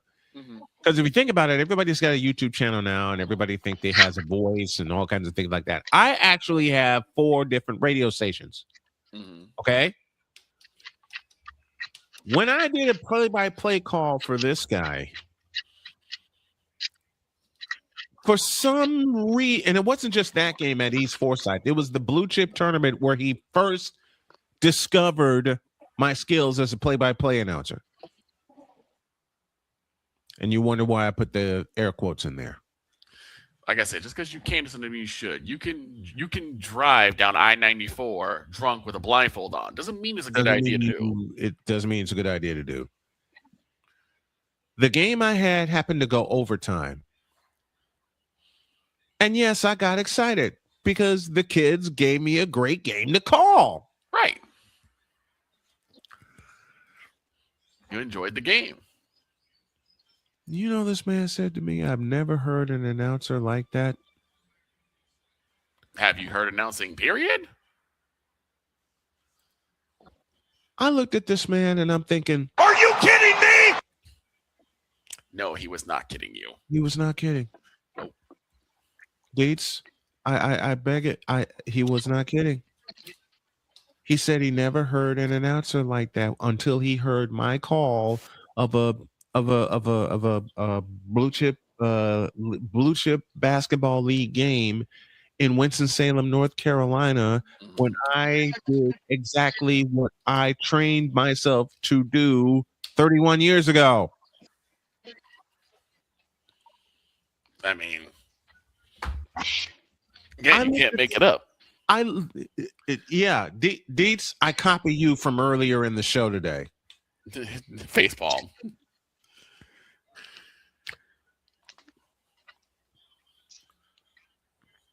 Baseball. Here, give me. Oh, come no. here. Where are you? Where are you at? I gotta do something for Dietz and for for myself. Okay. Okay. Because I've 3 decades I've been at this. Okay. Mm-hmm. And I plan to do this and make a whole ton of money before I go 6 feet under. Right. Right. That's my goal. Matter of fact, the birthday girl was kidding around with me. She says, why aren't you on? She says, what are you doing? I said, I'm on a break. She says, well, get back to your show. You're supposed to be making us millions doing your show, which I will do. But to wrap this story, I've listened to the best and I've listened to the worst. Mm-hmm. I am a student of the play-by-play game. Of the game, yes. I'm a student of the game. I am friends with a whole bunch of play-by-play announcers, including Matt Taylor from the Colts, including the retired Bill Schoening, including Tim Roy from the Golden State Warriors, including Wayne Larrabee of the Packers, Neil Funk, one of the best. And it was this voice that started it all for me. Michael on the drive across the lane, turnaround shot, got it. 63 for Jordan. I got a little story to tell. And let me wrap this up here. And for this guy to look at me and say he never heard something like that before, and on top of that, you know who he introduced me to at that time? Who? That same week? Who? His name was Mick Mixon. Yeah. the voice of the Carolina Panthers. Yep. He introduced me to Mick Mixon, and he said, I want you to make him feel welcome. And on top of that, he put a finite date on how long Mick was going to be on my show. Okay. Mick Mixon was on my show the final 2 years. He was the voice of the Panthers. Right. He and I would text each other every week saying, which day are we taping? Because usually, which day are we going on? Because usually he would come on live with me on a Thursday to preview the game for Sunday. If it was a Thursday night game, we would tape in advance. I'm looking at this guy going, really? You've never heard something like that before? What? You never heard something like this? Vikings coming on a blitz. McMahon back to throw. Hurls it deep down the middle. Willie goes. Is out there. Makes the over the shoulder catch at the 30 and 5. Touchdown. Apparently not. Apparently, even at my most excitable moments, could sound like, even at my most excitable moment, it could sound like this. Tying run at third. Caro hits a fly ball out in the deep left center field. It's back there. It is gone! Edgar Caro wins it! Shut up! Yes! The young man deserves it. Yep. It could be that excitable. Seriously. Yes, it can. Majority of them are. I've had games like that over 30 years. Okay? I did one last year. The Colson Loveland catch against the Bengals. Mm-hmm. Now, it's funny. Matter of fact, I mentioned Howie Rose. Yes. I mentioned the legendary Howie Rose. Deeds, I got a present for you. And it sounds like this. Now the pitch. Swinging a drive towards the gap in right center. It's pretty deep. It's back near the wall. It's gone. It's gone. Francisco Lindor. He may have just outdone himself. He has hit a grand slam into the Phillies bullpen in right center field. The Mets are leading by a score of 4-1. They were famished for the big hit all night, and Francisco Lindor just provided a feast. Yeah. Well, it's like I said. Go ahead, The funny Baker. thing is that when I first joined on with Snowman, first game I was in, he said, "Okay, you're going to be here Saturday morning, right?" "Yes, sir." "I have one question." "Yes." "Do you have a suit?" "No." He said, "You got money?" "Yeah, I got money." We went to Men's Warehouse. I got me a suit right then and there. Yep. He Sure said, did. Every couple weeks, you need to get another suit. So I ended up getting like 3 or 4 suits. Yep. Because that was the protocol. That was the protocol. Was suit, tie, every game. Matter of fact, not only did Victor buy a suit that day, so did I. It just seemed like a normal thing you're supposed to do. Mm-hmm. But apparently not for this individual. But This he's is a why mobile, so. Never mind. We got a break. Father O'Shaughnessy, when y'all get back, oh dear, introduce. He came back from hell? This is Snowman in the Morning. The original Think Drink is back. Level up with proven ingredients formulated to crush your competition. No gimmicks, no jitters, no messing around. Just high-potency results that keep you moving day or night. There's a new nerd in town, and we came to play.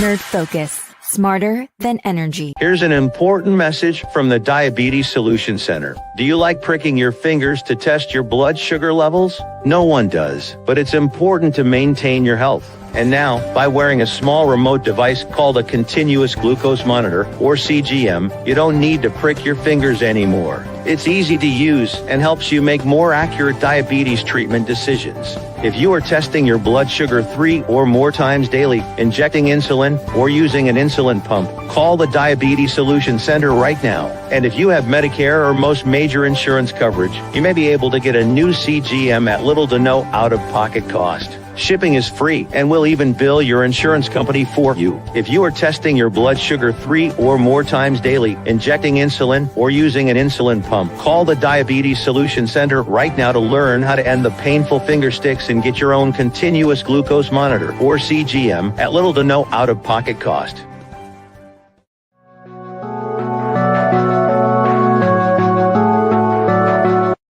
I want to do a TED Talk, but I don't have anything to talk about yet. I'm getting there. Life is for the living. We're not here that long. You can learn anything you want to learn without any money spent. What do I really enjoy? What do I really want out of life?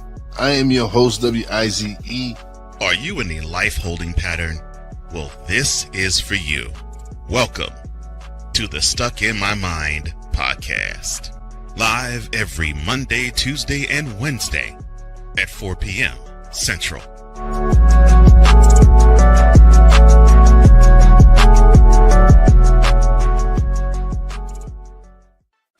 Drew Willingham. In this case, yeah, you put the blame on Kyle Shanahan for apparently not preparing the team enough for the overtime rules, supposedly. Cole Johnson. Peyton was considered the winner, and he was the darling of all darlings for Gerald. With a special appearance by Tyrone Alizé McDummy. Ain't nobody calling me. Text delete, delete, delete, delete, delete, delete. Join these two football enthusiasts as they give you total football talk. Live every Monday at 4 p.m. Eastern, 3 p.m. Central on the Sertoba Media and the Comey Media YouTube channels.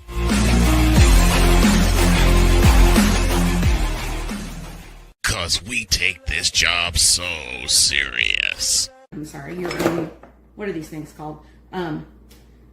Spices? Spices, thank you. My brain went bleh. What in the all types of blue hell? This is Snowman in the Morning.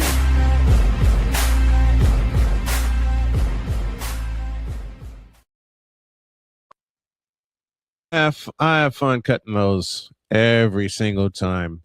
43 after the hour, celebrating my beautiful Dr. K's birthday. And ladies and gentlemen, it is now time for a message from Father Sean Shaughnessy. He got back from hell. Yay. My children. Hell is still burning. It's called New York. Let's get it right. And to the person who calls me Father McGregor, at least my team's not run by a bunch of people who think Madden is the way to go. Don't summon wise.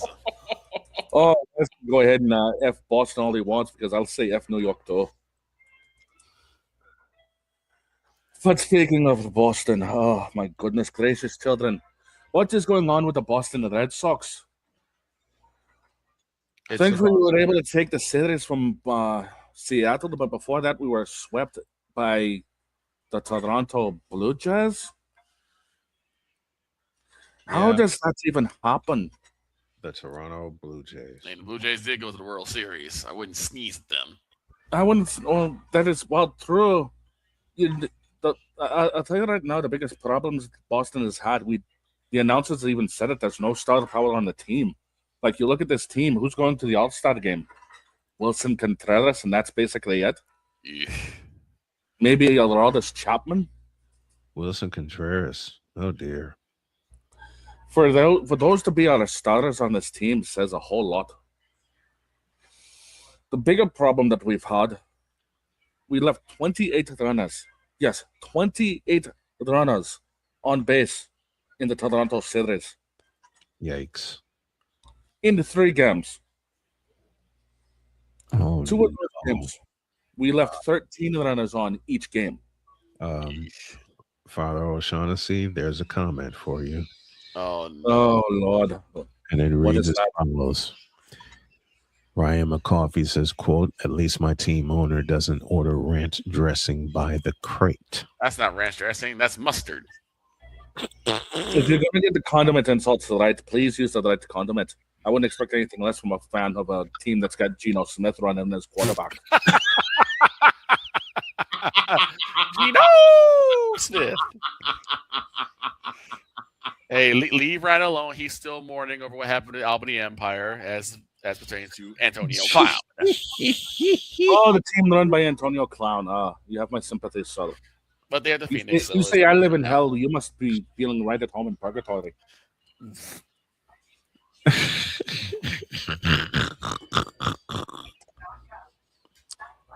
The other problem that I have noticed with my beloved Boston Red Sox is the fact of our pitching staff. Yeah, you ain't got no arms. I mean, Ranger Suarez and Connor Early both had a couple of good starts in Seattle, but besides that, what are we doing in Boston? What are we doing? You raised all that capital for Ranger Suarez. Yeah, and look at exactly what has happened. We Not ended up a also getting doggone thing. We also ended up getting Sonny Gray, but look how well that's worked out for us, too. Sonny Gray or Sonny? Never mind. I won't make that joke. No. Everyone else has been making that joke. Trust me, the boys down at Flatties have been making it all day. You know what Boston has to be thinking right now in terms of their in terms of their baseball team? What do we? Pretty much. There's no other way around it. There's no way we're going to end up seeing 500 at the end of the season. We'll be lucky if we end up, anywhere close to 500 by the All-Star game in the next couple of weeks. So I don't see Boston doing much of anything. So the question is, are we going to be buyers or are we going to be sellers come the trade deadline? I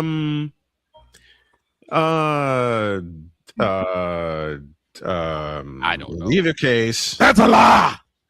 There. Oh, you're not wrong. We gutted our entire coaching staff early in the season. We sent Alex Cora on his way. Nothing's changed. I don't know what we're doing here in Boston. I really don't. It makes me wonder. I mean, Father O'Shaughnessy.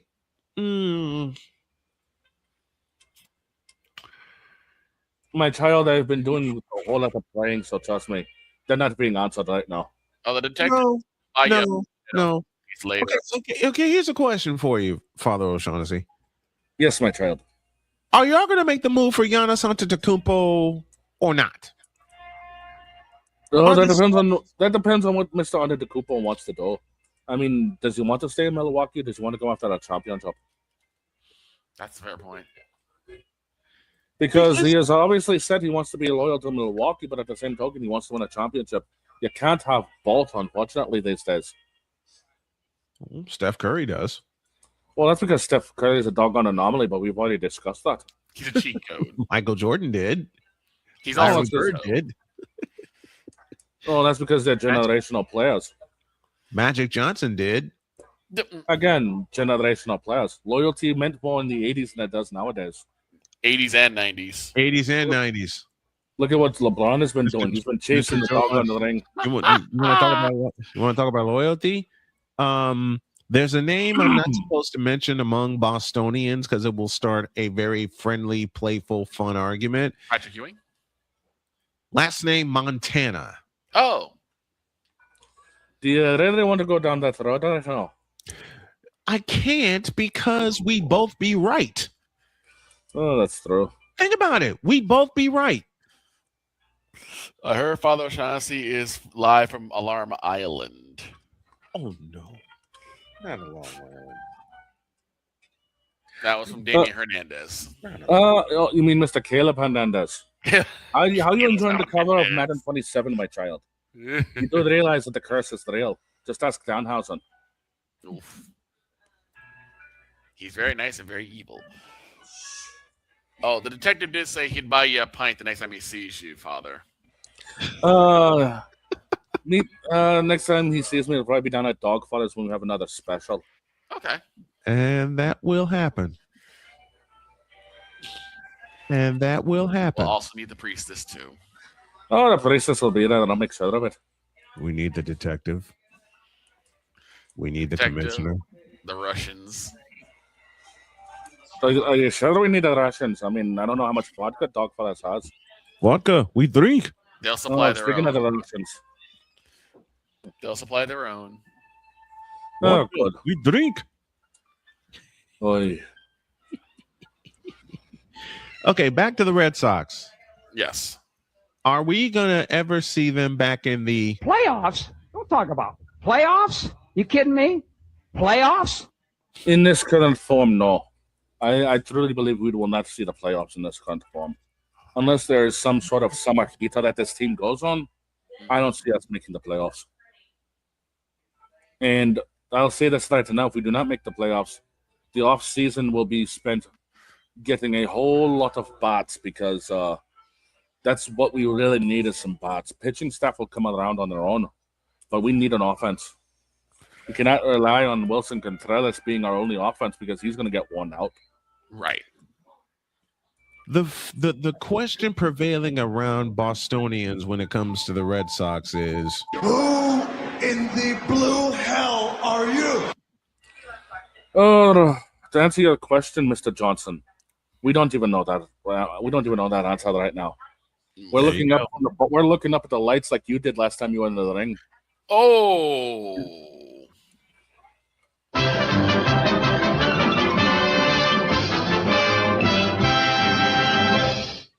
Ouch.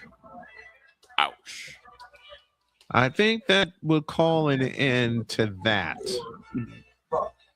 Someone really made the father angry. Really bad news, as Victor would say best. Oh my gracious. I think I'm going to kill it here and save my White Sox praise rant for tomorrow. Okay. Then in the name of the Tom Brady, the Manny Ramirez, and the Cam Neely, amen. And I praise Larry Joe Bud. He said Cam Neely. Well, he could have said Cam Newton. Is that what you The got? hell was Cam Newton. I say Cam Newton. He wasn't a Patriot for a okay, while. listen. Let me get this in. Dear Chicago White Sox. Oh, dear. I love you. Yes, you do. I do. But too. how can you get swept by the Detroit Tigers? And 2 games they were leading. Late. Sir Anthony Dominguez, you got to go. You are not our closer. You cannot and should not ever be our closer ever again. So we're going to be in the market for a closer because Sir Anthony Dominguez ain't it. I'm enjoying the man just. I've seen him blow. Look, I've seen him. It's the joint MVP. Oh wait. Oh no. Oh jeez. Ouch. Oh jeez. Go ahead, Snowman. Go ahead. I've seen Sir Anthony Dominguez. Mm-hmm. How can I put this lightly? He's like Ryan Dumpster. No, he's worse. No, he's wait. He's worse. He's worse. I always consider Ryan Dumpster the worst closer of all time. Oh, how is he worse? Oh, that's the birthday girl. Yep, making faces at the birthday girl. How is anyone worse than Ryan Dumpster Fire? Yes. Imagine him as a starter. I don't want to. That hurts. I've seen closers over my 4.5 decades of watching baseball. Yes. I've seen him good. I've seen him bad. I've seen the best. I've seen the worst. We've had 2 good here. Bobby We've Jenks had. and Katsu. Yep. We had Dustin Williamson. We had Bobby Jenks. Mm-hmm. You had Keith Falk before he went to Boston. Keith Falk. We had Keith. I don't give a Falk. Yep. Bad joke. Yes. Bad joke. We had We had Roberto Hernandez from the 93 team. We had a guy that set the record at the time for saves in the season with Bobby Thigpen. Yes. Thigpen, oh man. I haven't heard that name in ages. Sir Anthony Dominguez, what the hell are you doing? Oh. Now, with all that out of the way, with all that, and we need to get back to playing small ball, y'all. Yep. We need to get back to playing small ball. Clark Goodlow says, "Happy birthday, Dr. K." We need to get back to playing small ball because we got the Cleveland Indians coming in here for a big 3-game series with first place on the line. Right. And let me say thank you to the Houston Astros. Why? Because they kicked the Cleveland Indians' asses. And we are with our I don't know how this is possible, but we are still within only one game of first place in the American League Central. And I will channel Victor Locke as best as I can, because the only question I have right now is how? Yeah. How in the Vita Blue, yellow-bellied, red-blooded hell are we within a game of first place? And it's my wife's birthday. I haven't seen the White Sox this close or in first place since 2021 when they won the doggone thing, when they won the doggone division. Right. Now, did it take them a while then to get started? Yes, it did. Oh, yeah. Are we missing a big bat? Yes, we are. And Munetaka Murakami. We miss him. But yes. Guys, Cleveland is here. Yes. And they ain't going away. You got one mission beginning tonight. Kick their asses. They're without a big bat too, and Jose Ramirez. We got to get back to playing small ball. We got to get back to doing what we did best in 2005. It's curse of many teams. They keep wanting to go back to the long ball. They want to go back to knocking them out of the park. Look, if we don't get at least one from Cleveland this week, it's a problem. Well, season's not halfway done. And it's really, in the end, basically a skill issue. Now pick up y'all skills, will you please? Please.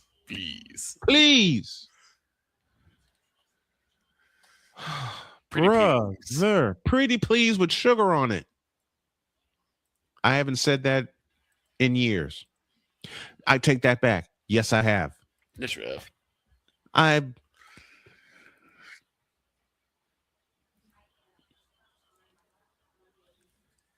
All right, a minute before hour 3.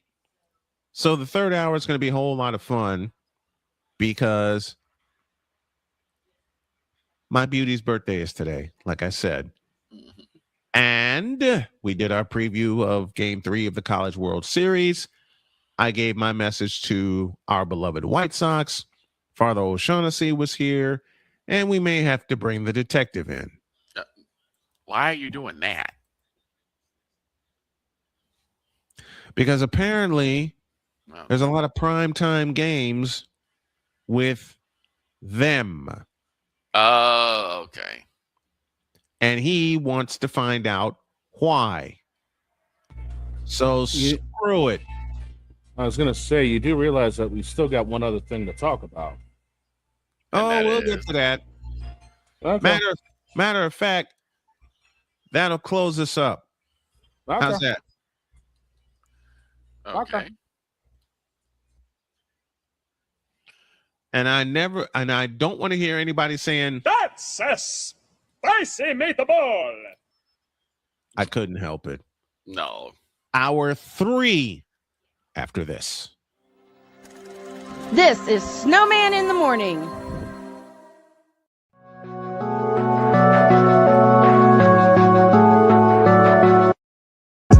want to do a TED Talk, but I don't have anything to talk about yet. I'm getting there. Life is for the living. We're not here that long. You can learn anything you want to learn without any money spent. What do I really enjoy? What do I really want out of life?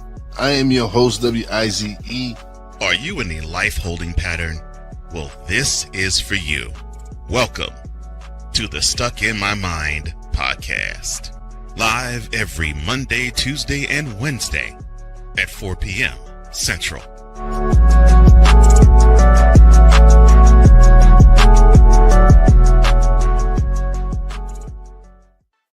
Drew Willingham.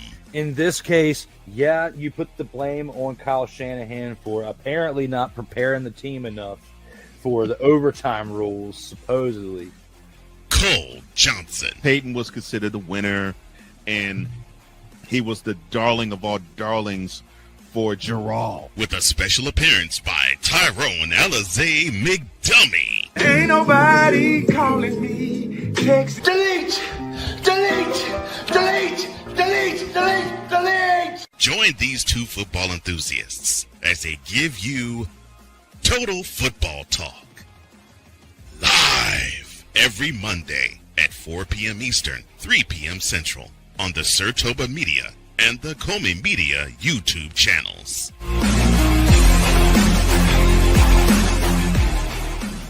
Join the transporter to Hades. Your butt and gut becomes one. Join the reformer of hooker whores. This is my daughter, Placenta Booty Johnson. Join the bronze god. Whenever you are in distress, take off your baseball cap and throw it in the air. Join your very own superhero of broadcasting, Chris Bass. So whatever color crayon they get, they palm it and do two circles, and that translates to, I can be the black people. As he takes you through the week's paces in Baseline.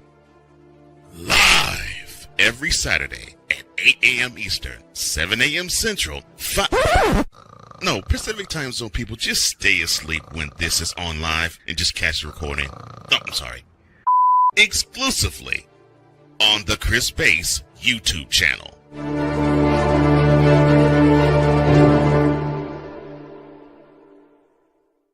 Here's an important message from the Diabetes Solution Center. Do you like pricking your fingers to test your blood sugar levels? No one does, but it's important to maintain your health. And now, by wearing a small remote device called a continuous glucose monitor, or CGM, you don't need to prick your fingers anymore. It's easy to use and helps you make more accurate diabetes treatment decisions. If you are testing your blood sugar 3 or more times daily, injecting insulin, or using an insulin pump, call the Diabetes Solution Center right now. And if you have Medicare or most major insurance coverage, you may be able to get a new CGM at little to no out-of-pocket cost. Shipping is free, and we'll even bill your insurance company for you. If you are testing your blood sugar 3 or more times daily, injecting insulin, or using an insulin pump, call the Diabetes Solution Center right now to learn how to end the painful finger sticks and get your own continuous glucose monitor, or CGM, at little to no out-of-pocket cost. 'Cause we take this job so serious. Gerald Jones has no brains. His football acumen is the same capacity as Gun Run's moral capacity. What in the all types of blue hell? This is Snowman in the morning. I still have to avoid drinking stuff when I hear that. Shane? I still have to avoid drinking water when I hear that. I'm sorry. Hour 3. 12:04. 12:04, and we owe y'all you. a night tea. This is Snowman in the morning. You're listening to WQVZ, 1700 AM Mission Radio. Broadcasting live in your region, across our nation, and around the world. This is Snowman Multimedia. We need to see it. And Father Ashanti need to go to hell. It's really, in the end, basically a skill issue. Here he is back in the shotgun, takes the snap, throws to Jesus Christ. Shut up! Well, that game sucked. I'm on Alarm Island. Give me them cocks! Now get out my face, you thirsty bitches. Now get out of my face, you thirsty bitches. Now get out of my face, you thirsty bitches. Now get the hell out of my face, you thirsty bitches. Here's the birthday girl. There she is. Yep. Here's the Happy birthday girl. birthday, Jody. Mhm. Hey, I already kissed you. give me another one. God. What Give me is another wrong one. with you? Because I love you, kisses. Yeah.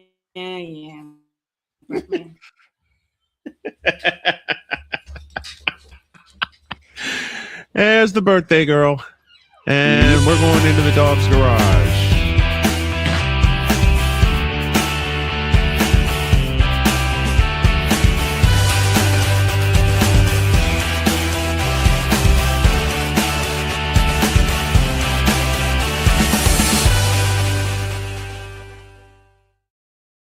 Start your engines. And there's Pumpkin. Look who's joined me. Yeah, I see. Dog, take it away. That's the most lovable orange cat I've ever seen. The only thing more lovable is when Garfield loves lasagna, but I get it. Right? All right, dog, what you got today? So NASCAR made some history over the weekend. For the first time ever, we ran a cup race not just on the streets of any place, but the streets of a naval base in San Diego. Oh, nice. Nice. And a little known fact for the rest of you sports buffs, the boat that was in the background was the same one that they held the NCAA game on back in 2011. Really? Yes. Okay. Same ship. I remember that. Same ship. The 3.4-mile course was, of course, designed by iRacing and the people of Naval Base Coronado. Mm-hmm. Corey Heim ended up picking up the win in the Cup Series, which is so ironic because he is part-time this season, driving for, who else would we be talking about lately? 2311 Racing. Oh, boy. Jordan's team. And where is Corey Heim going next season full-time? Jordan's team. Well, so Jordan wins a dang near everything. Pretty much. When you're a billionaire, when you're the greatest player to ever play the game, and they're getting more factory support than Joe Gibbs is. I just heard a bunch of brothers say, "What you mean?" LeBron James trying to own a successful Cup team. No, he failed at that. Just playing. The I Promise School. If that tells you anything, okay. Keep going, dog. The pros and cons of this prove that the pro side is you can set up a track anywhere and people are going to flock to it. Yes, of course. Yep. We had a couple of cons over the weekend and big crashes. Ironically, in the same location, pretty much the exact same way that led to the same result, which was a red flag to fix a fence because people got pile driven into it like it was the Undertaker hitting tombstones. Oh, my gosh. We had one wreck that caused the fence to be repaired for about 30 minutes because it got shoved backwards 8 feet. Oh. Guy got left rear hooked at about 140 miles an hour off of restart and literally went nose first into the wall with a car chasing him. Gulp. Gosh. Good news is everyone is okay. Bad news is there's a lot of tore up sheet metal going into the next road race of the season, which is next week at Sonoma. Yeah, but that could be repaired eventually. Yeah, they've got plenty of cars for it. I'm sure they're going to go back to the shop. You can replace cars. You can't replace lives. Correct. Yeah, good news is everybody was fine. Bad news is, like I said, the repair bills are pretty massive. Well, 2311's involved, so they're like, okay, how much? That's true too. But here's the big thing about it. The way the track was designed, there was literally 2 or 3 places that were almost like jumping the cars. There was a downhill section going into turn 2 before the braking zone. Cars were getting off the ground. A couple of sections on the back side of the track. Oh, yeah, guys were dipping and bottoming out. Okay. Granted, they did a lot of repaving. Old concrete got done up with some new concrete. Old pavement got done up with new pavement. So there was a true mixture of surfaces. Nice. And somehow they made it work. I love it. So we don't know if this is going to be a one-time only thing because it's the American 250th anniversary or if they're going to come back next season. But This just proves literally you can turn any place into a racetrack if done right. That is true. They did it in Chicago. Yep. They And now in downtown Chicago, which is a feat in of itself. Yes. They turned the No. Magnificent Mile and other miles surrounding that into a racetrack in downtown Chicago. So if they can do it in downtown Chicago, you know doggone well they could do it around a big old ship in San Diego. Yep, and the ship was the backdrop for the back straightaway, so it was pretty scenic. Nice. I hope they do it in Chicago again. I'd love to see it in person. I'm certain they They'd would. have to talk to the committee. They'd have to talk to the mayor and yada yada. And this mayor's a bit Oh God, the mayor, Jesus Never mind. Christ. Never mind. Yeah, I was about to say this mayor's a little bit more stubborn-headed. This mayor is. As I said, the mayor, Jesus Christ. Yeah, if it was Jesus, it'd be easier. Mayor is Motor. That's but well, all put a right. pin in it. Close the door. We're leaving Let's the go let the garage. dog out.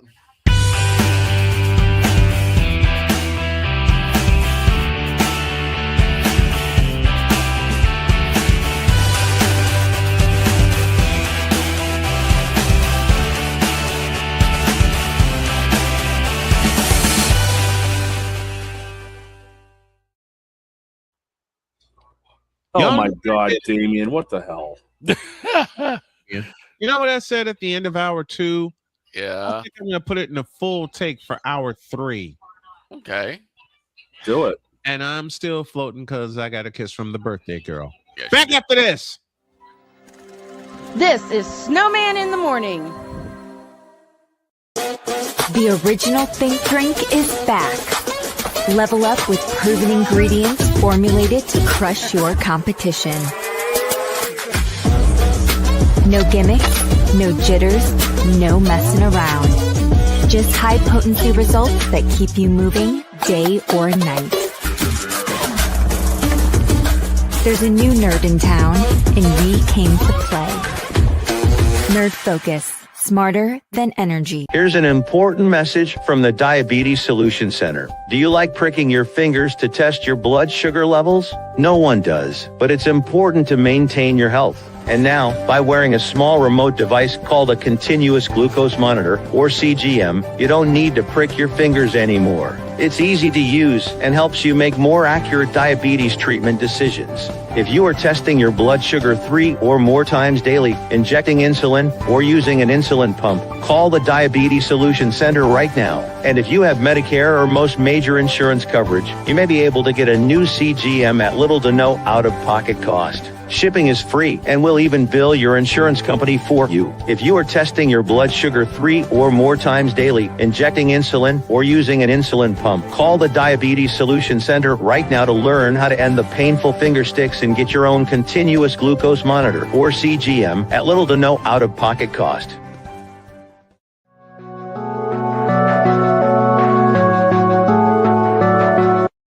I want to do a TED Talk, but I don't have anything to talk about yet. I'm getting there.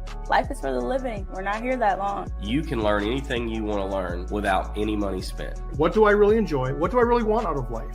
I am your host, WIZE. Are you in a life holding pattern?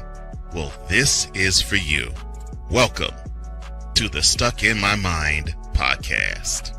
Live every Monday, Tuesday, and Wednesday at 4 p.m. Central.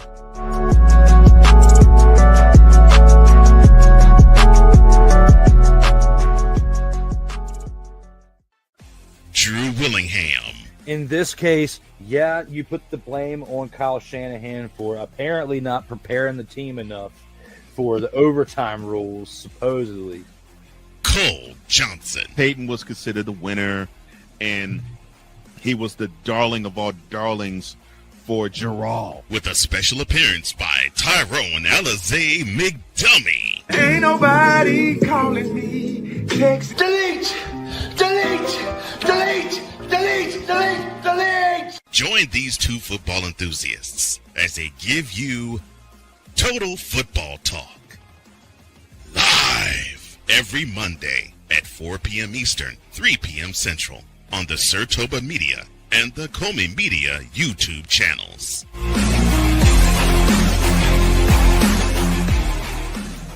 Cause we take this job so serious. I'm sorry, what are these things called? Spices? Spices, thank you. My brain went bleh. What in the all types of blue hell? This is Snowman in the Morning.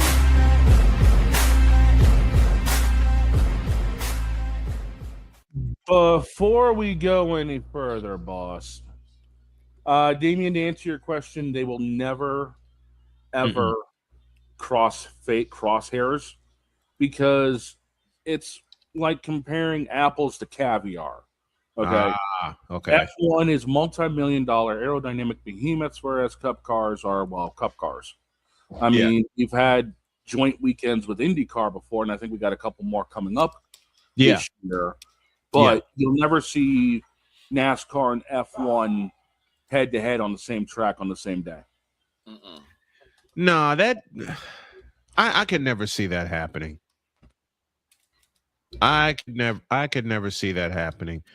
16 after the hour on my beautiful baby's birthday. She and the daughter are going out for an adventure. And as it looks right now, no game tonight because there's a place nearby we like to call the Yummy Bowl, and we're going there to celebrate her birthday.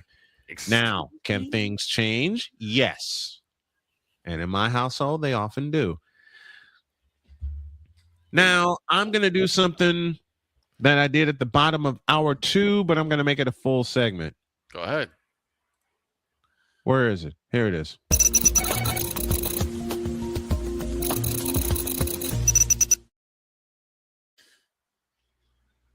Oh boy. First and foremost, after the first couple of games that I did this season for my beloved Chicago White Sox, I thought, here we go with another growth year.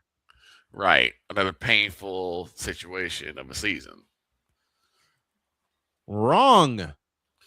You were These kids have come together, and I absolutely adore that. Now, did they take a few on the chin against the Detroit Tigers? Yeah, they did. They've lost 5 out of 6. But a lot of teams take L's. A lot of teams go through this when they're going through growing pains. The Detroit Tigers are the Detroit Tigers. The Tigers are the Tigers. I mean, hell, Ryan McCarthy and I did our preview going into the season. We thought it would be the Tigers and the Indians fighting it out for the Central Division. Right. Nobody said anything. Well, I gotta be honest. I harbored a feeling about the Chicago White Sox. Why? A, I'm a homer. Can't help it. But B, I saw something at the end of last year that said these kids could pull it together. Homer.exe always engaged. Oh, hell yeah. Yes, it is. Oh, hell yeah. White Sox, Colts, 49ers, Warriors, Bulls, Spurs. Did I miss anybody? Northwestern, Indiana. Anyway. Beaver. And as BGS says best, the Hoosier Shuffle for the Indiana Hoosiers winning the national championship. Anyway. I harbored hope.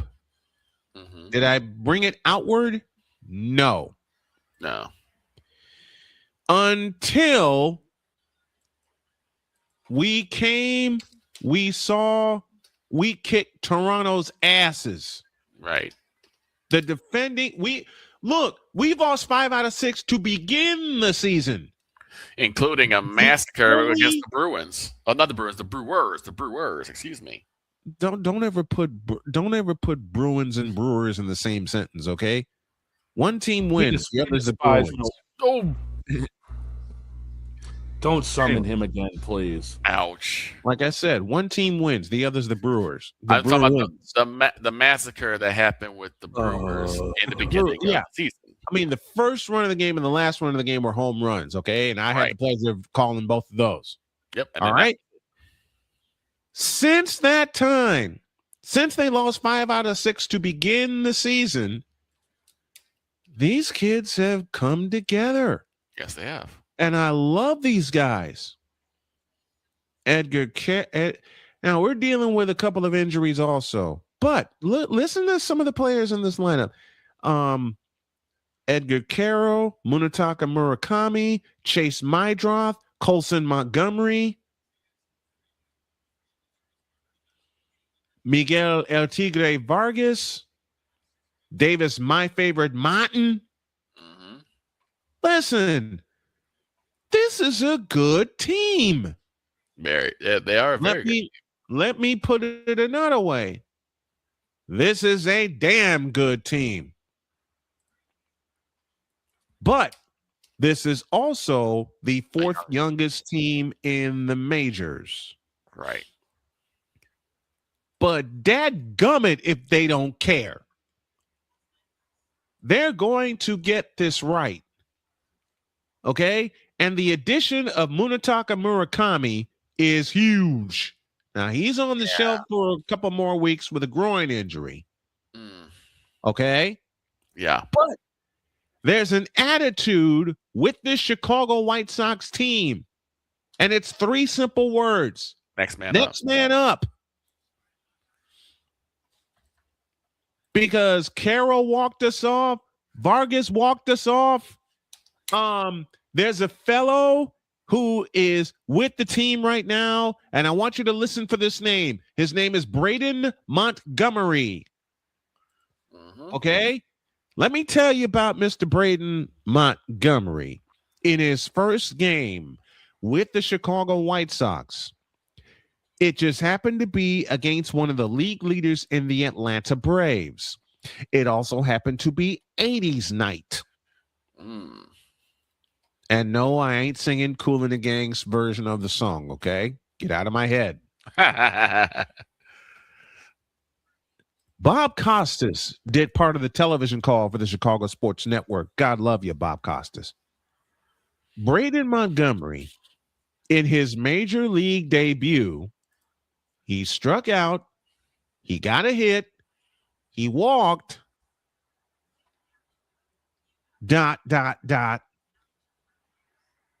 and walked us off in the 10th inning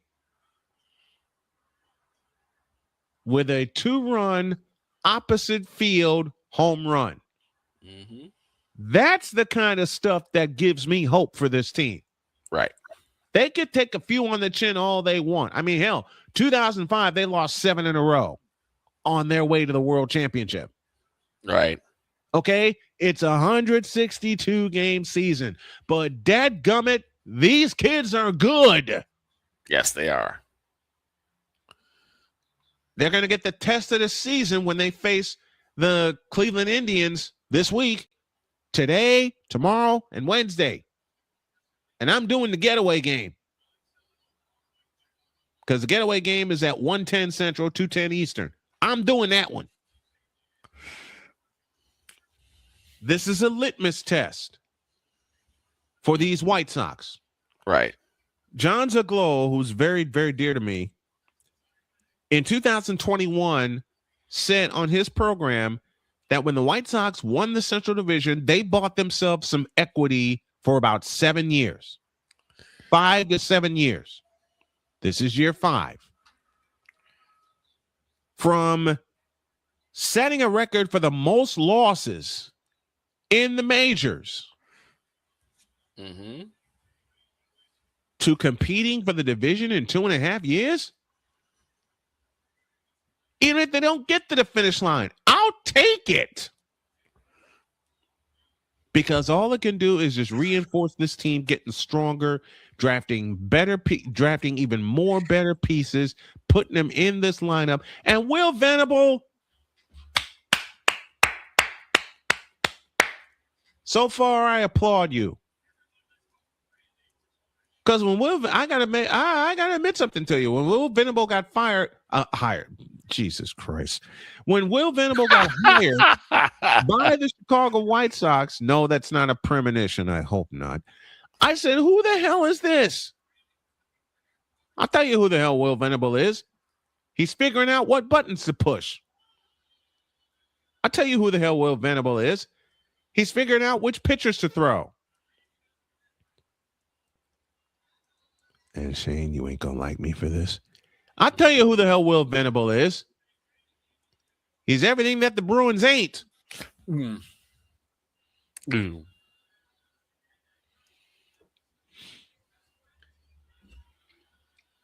That was rude. Right? Rude. I was trying not to smile nor laugh.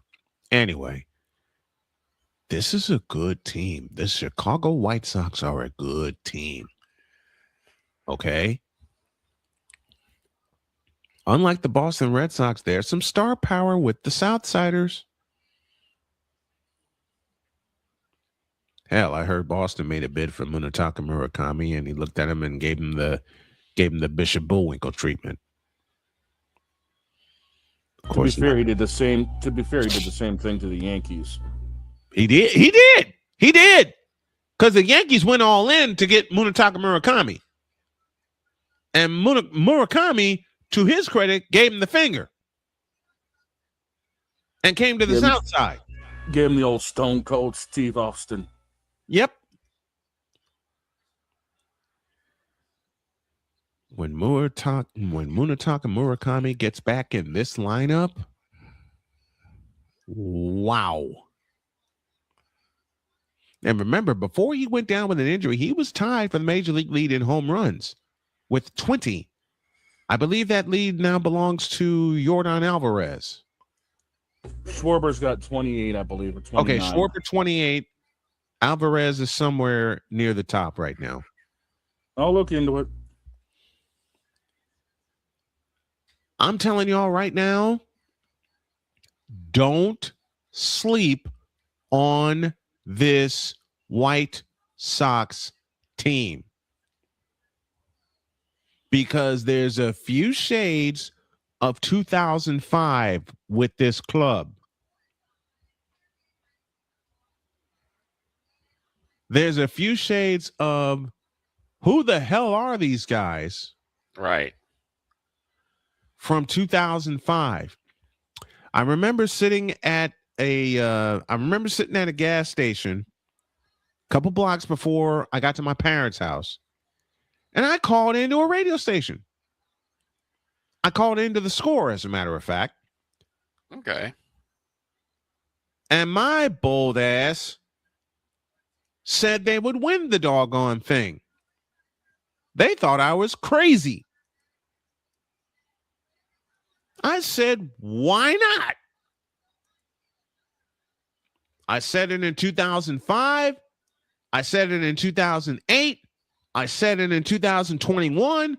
And I'm going to say it here. Why not us? Why not the Chicago White Sox winning the Central Division in a runaway like they did 5 years ago? The pitching has to get right, though. Okay?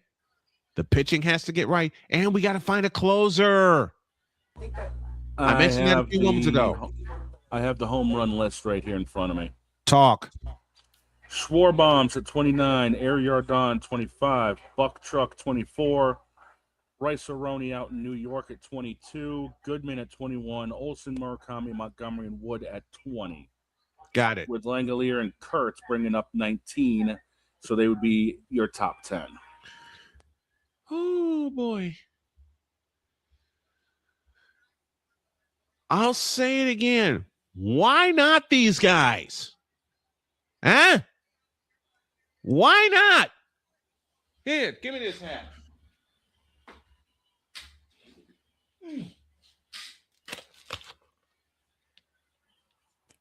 Why not? There you go. You know what I mean? I mean, it's June. It ain't September. I know that. But a year ago, no one thought the Toronto Blue Jays would get as far as they did. Right? No one gave the Toronto Blue Jays last year a chance in hell to reach the playoffs, let alone Game 7 of the World Series in the 11th inning. And I'm still paying for that vocally because I lost my mind and my voice.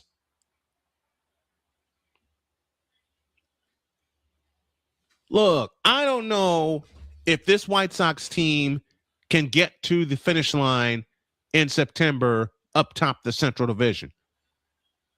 I do know this. They're in a wild card spot right now. Hell, they're doing better than the Cubs. You had it right the first time.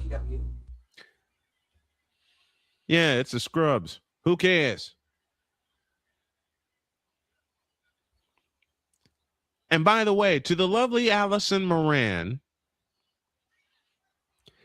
since the White Sox took 2 of 3 from the Cubs on the South Side, I never got a chance to do this on air because I was so tied up with doctor's appointments.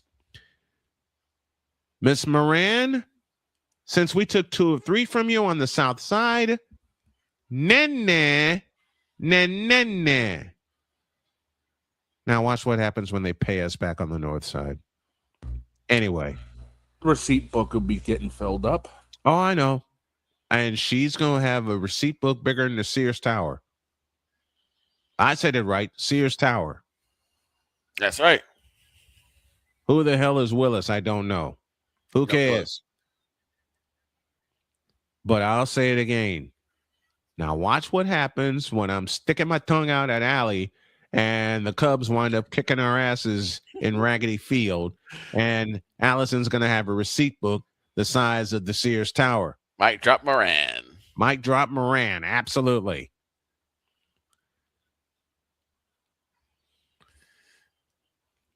You may not believe in them, Damien, but I sure as hell do. I wouldn't go 2029. Maybe 2027. This is a young team. This is a young. I don't think to get it. I don't think to get it right the first try. Listen, this is a young, hungry team. We're going to see what they're made of beginning this week when they see the division leaders. And they're showing a lot of promise. They're showing a lot of promise. Absolutely. Now, for the homer part of me to wrap this up, dear Chicago White Sox, you got one job for the next 3 days. Kick Cleveland's ass. Yep, destroy Cleveland. Treat them like the Browns. Exactly. Let me say it again. Look, and Shane doesn't even have a horse in this dogfight. But I'll say it for everybody on this panel. Dear Chicago White Sox, as young as you guys are, they're the 4th youngest team in the majors. You got one job for the next 3 days, and it's pretty simple. Kick their ass.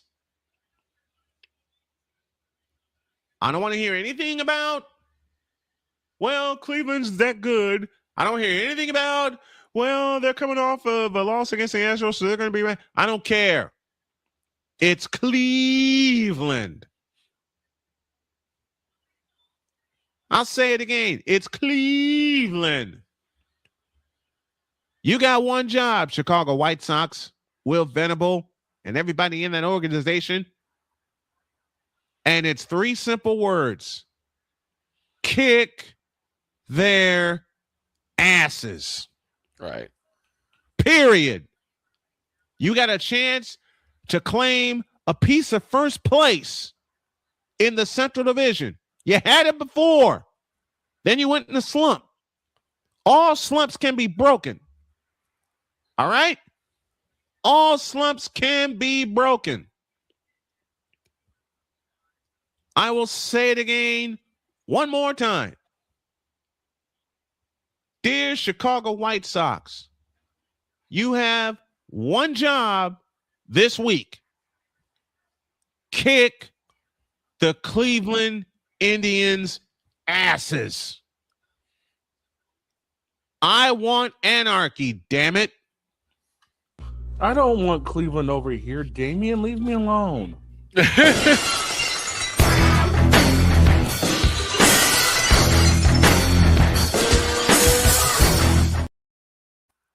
By God, that's Austin's music. Sorry, it ain't September. I know Cleveland right now is thinking, we do not care. It's not And I September. can What the tell hell you- is he doing here? And I can tell you honestly, That's a lie. they do care. So do we. Victor, say it with me. Chicago White Sox, you got one job for the next 3 days. Kick Cleveland's asses.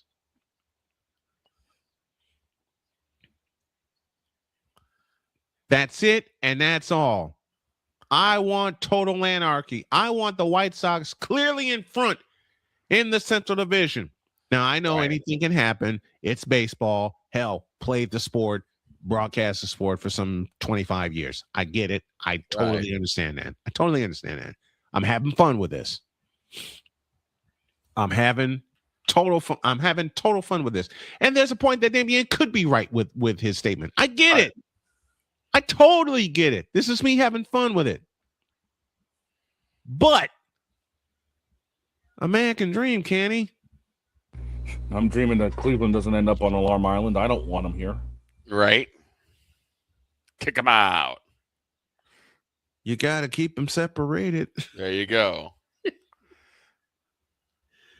But in all seriousness, one job this week, Will Venable and Chicago White Sox and White Sox Nation.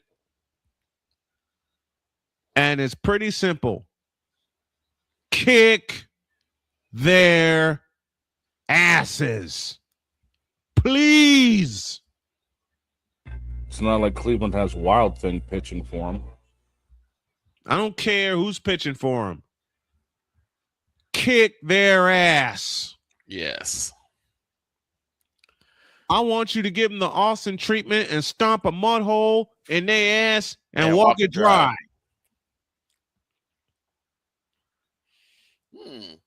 Chicago rugby team is kicking ass. Good. And the White Sox need to do the same. Very good. I like to hear. Very good. I like hearing that, especially with my hometown. Chicago White Sox, I beg of you, kick their ass. Please. That's Snowman's take. What's yours?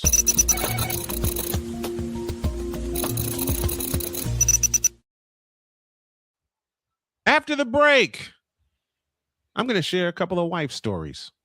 Uh-oh. And I was reminded of another story that happened to a friend of ours that apparently he wants me to bring up.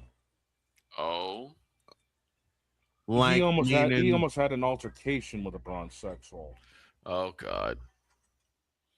Don't make me cuss. All of that in a deuce. This is Snowman in the Morning.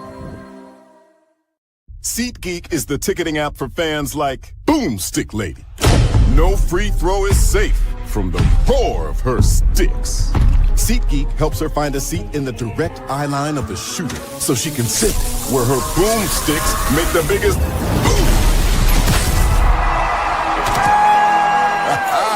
Everybody okay? SeatGeek handles the tickets to sports, concerts, and more, so fans can fan. During bad weather, driving can become downright dangerous. What's your emergency, please? Trust Battle Vision Storm, the revolutionary glare reduction glasses that turn your sight bright during bad weather at night or during the day. Watch your ordinary vision become extraordinary. Battle Vision Storm uses light optimizing lenses that block blue rays so you see clearly in heavy rain at night or blinding snow during the day. Heavy rain, snow, sleet, or fog can make it impossible to drive. Not with Battle Vision Storm. Get your Battle Vision Storm for only $19.99. But wait, due to rising costs and supply chain shortages, this may be your last chance to get your very own at this low price. There is a strict limit of 4 Battle Vision Storm per order while supplies last. Don't wait, order now. Call 1-800-483-6319 or visit battlevisionstorm.com. So call 1-800-483-6319 now. Whether it's news, The largest egg producer finds bird flu in chickens at a Texas plant. Weather. Devastating tornadoes rip through the heart of the United States. Inspiration. A breast cancer survivor completed the journey of chemotherapy and now begins a future one of matrimony or sports. Michael Jordan is shown on a photo with Diddy. LeBron James has a video extolling the virtues of a Diddy party. This has been yet another Beating a Dead Horse presentation. We got you covered. BS3 Network, in association with Comey Media Incorporated, proudly present The Morning Shift with Cole Johnson. Live every weekday at 8 a.m. Eastern, 7 a.m. Central.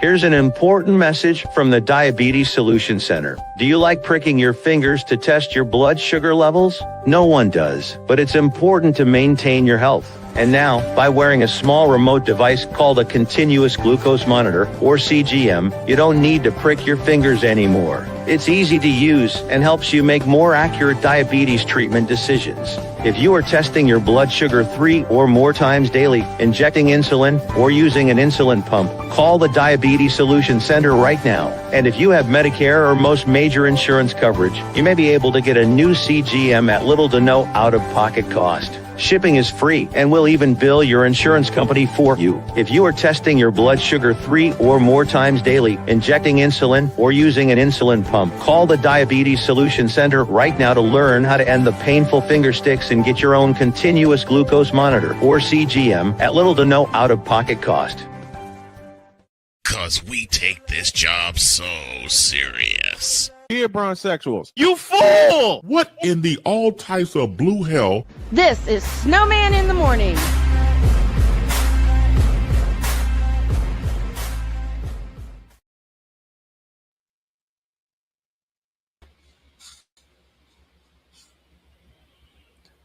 Okay. I think we run into a problem. Being what? I think I froze. You've been fighting that all day. Yeah. I think we'd be better off just cutting it here and working on. Yeah, we're gonna kill it. We'll kill it here. We'll kill it here. Besides, I got a birthday to continue to celebrate. Have a great day. God bless. Remember to make your next move your best move. Always remember, if your dreams don't scare you, they're simply not big enough. Dream big, do bigger. We are, and we hope you all are too. So long, everybody.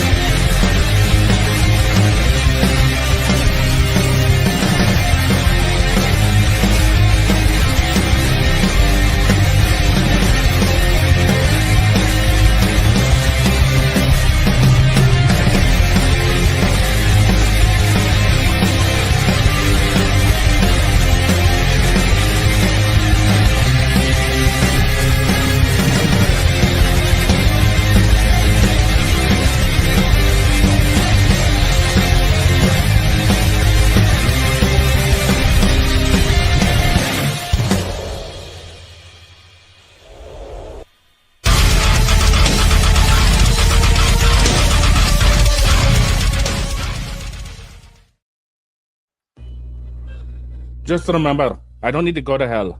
That'd be being a New York Jets fan and rooting for Geno Smith. Oh dear. Chicago White Sox. You got one job. Yeah, one job. Kick their ass. Please. Out.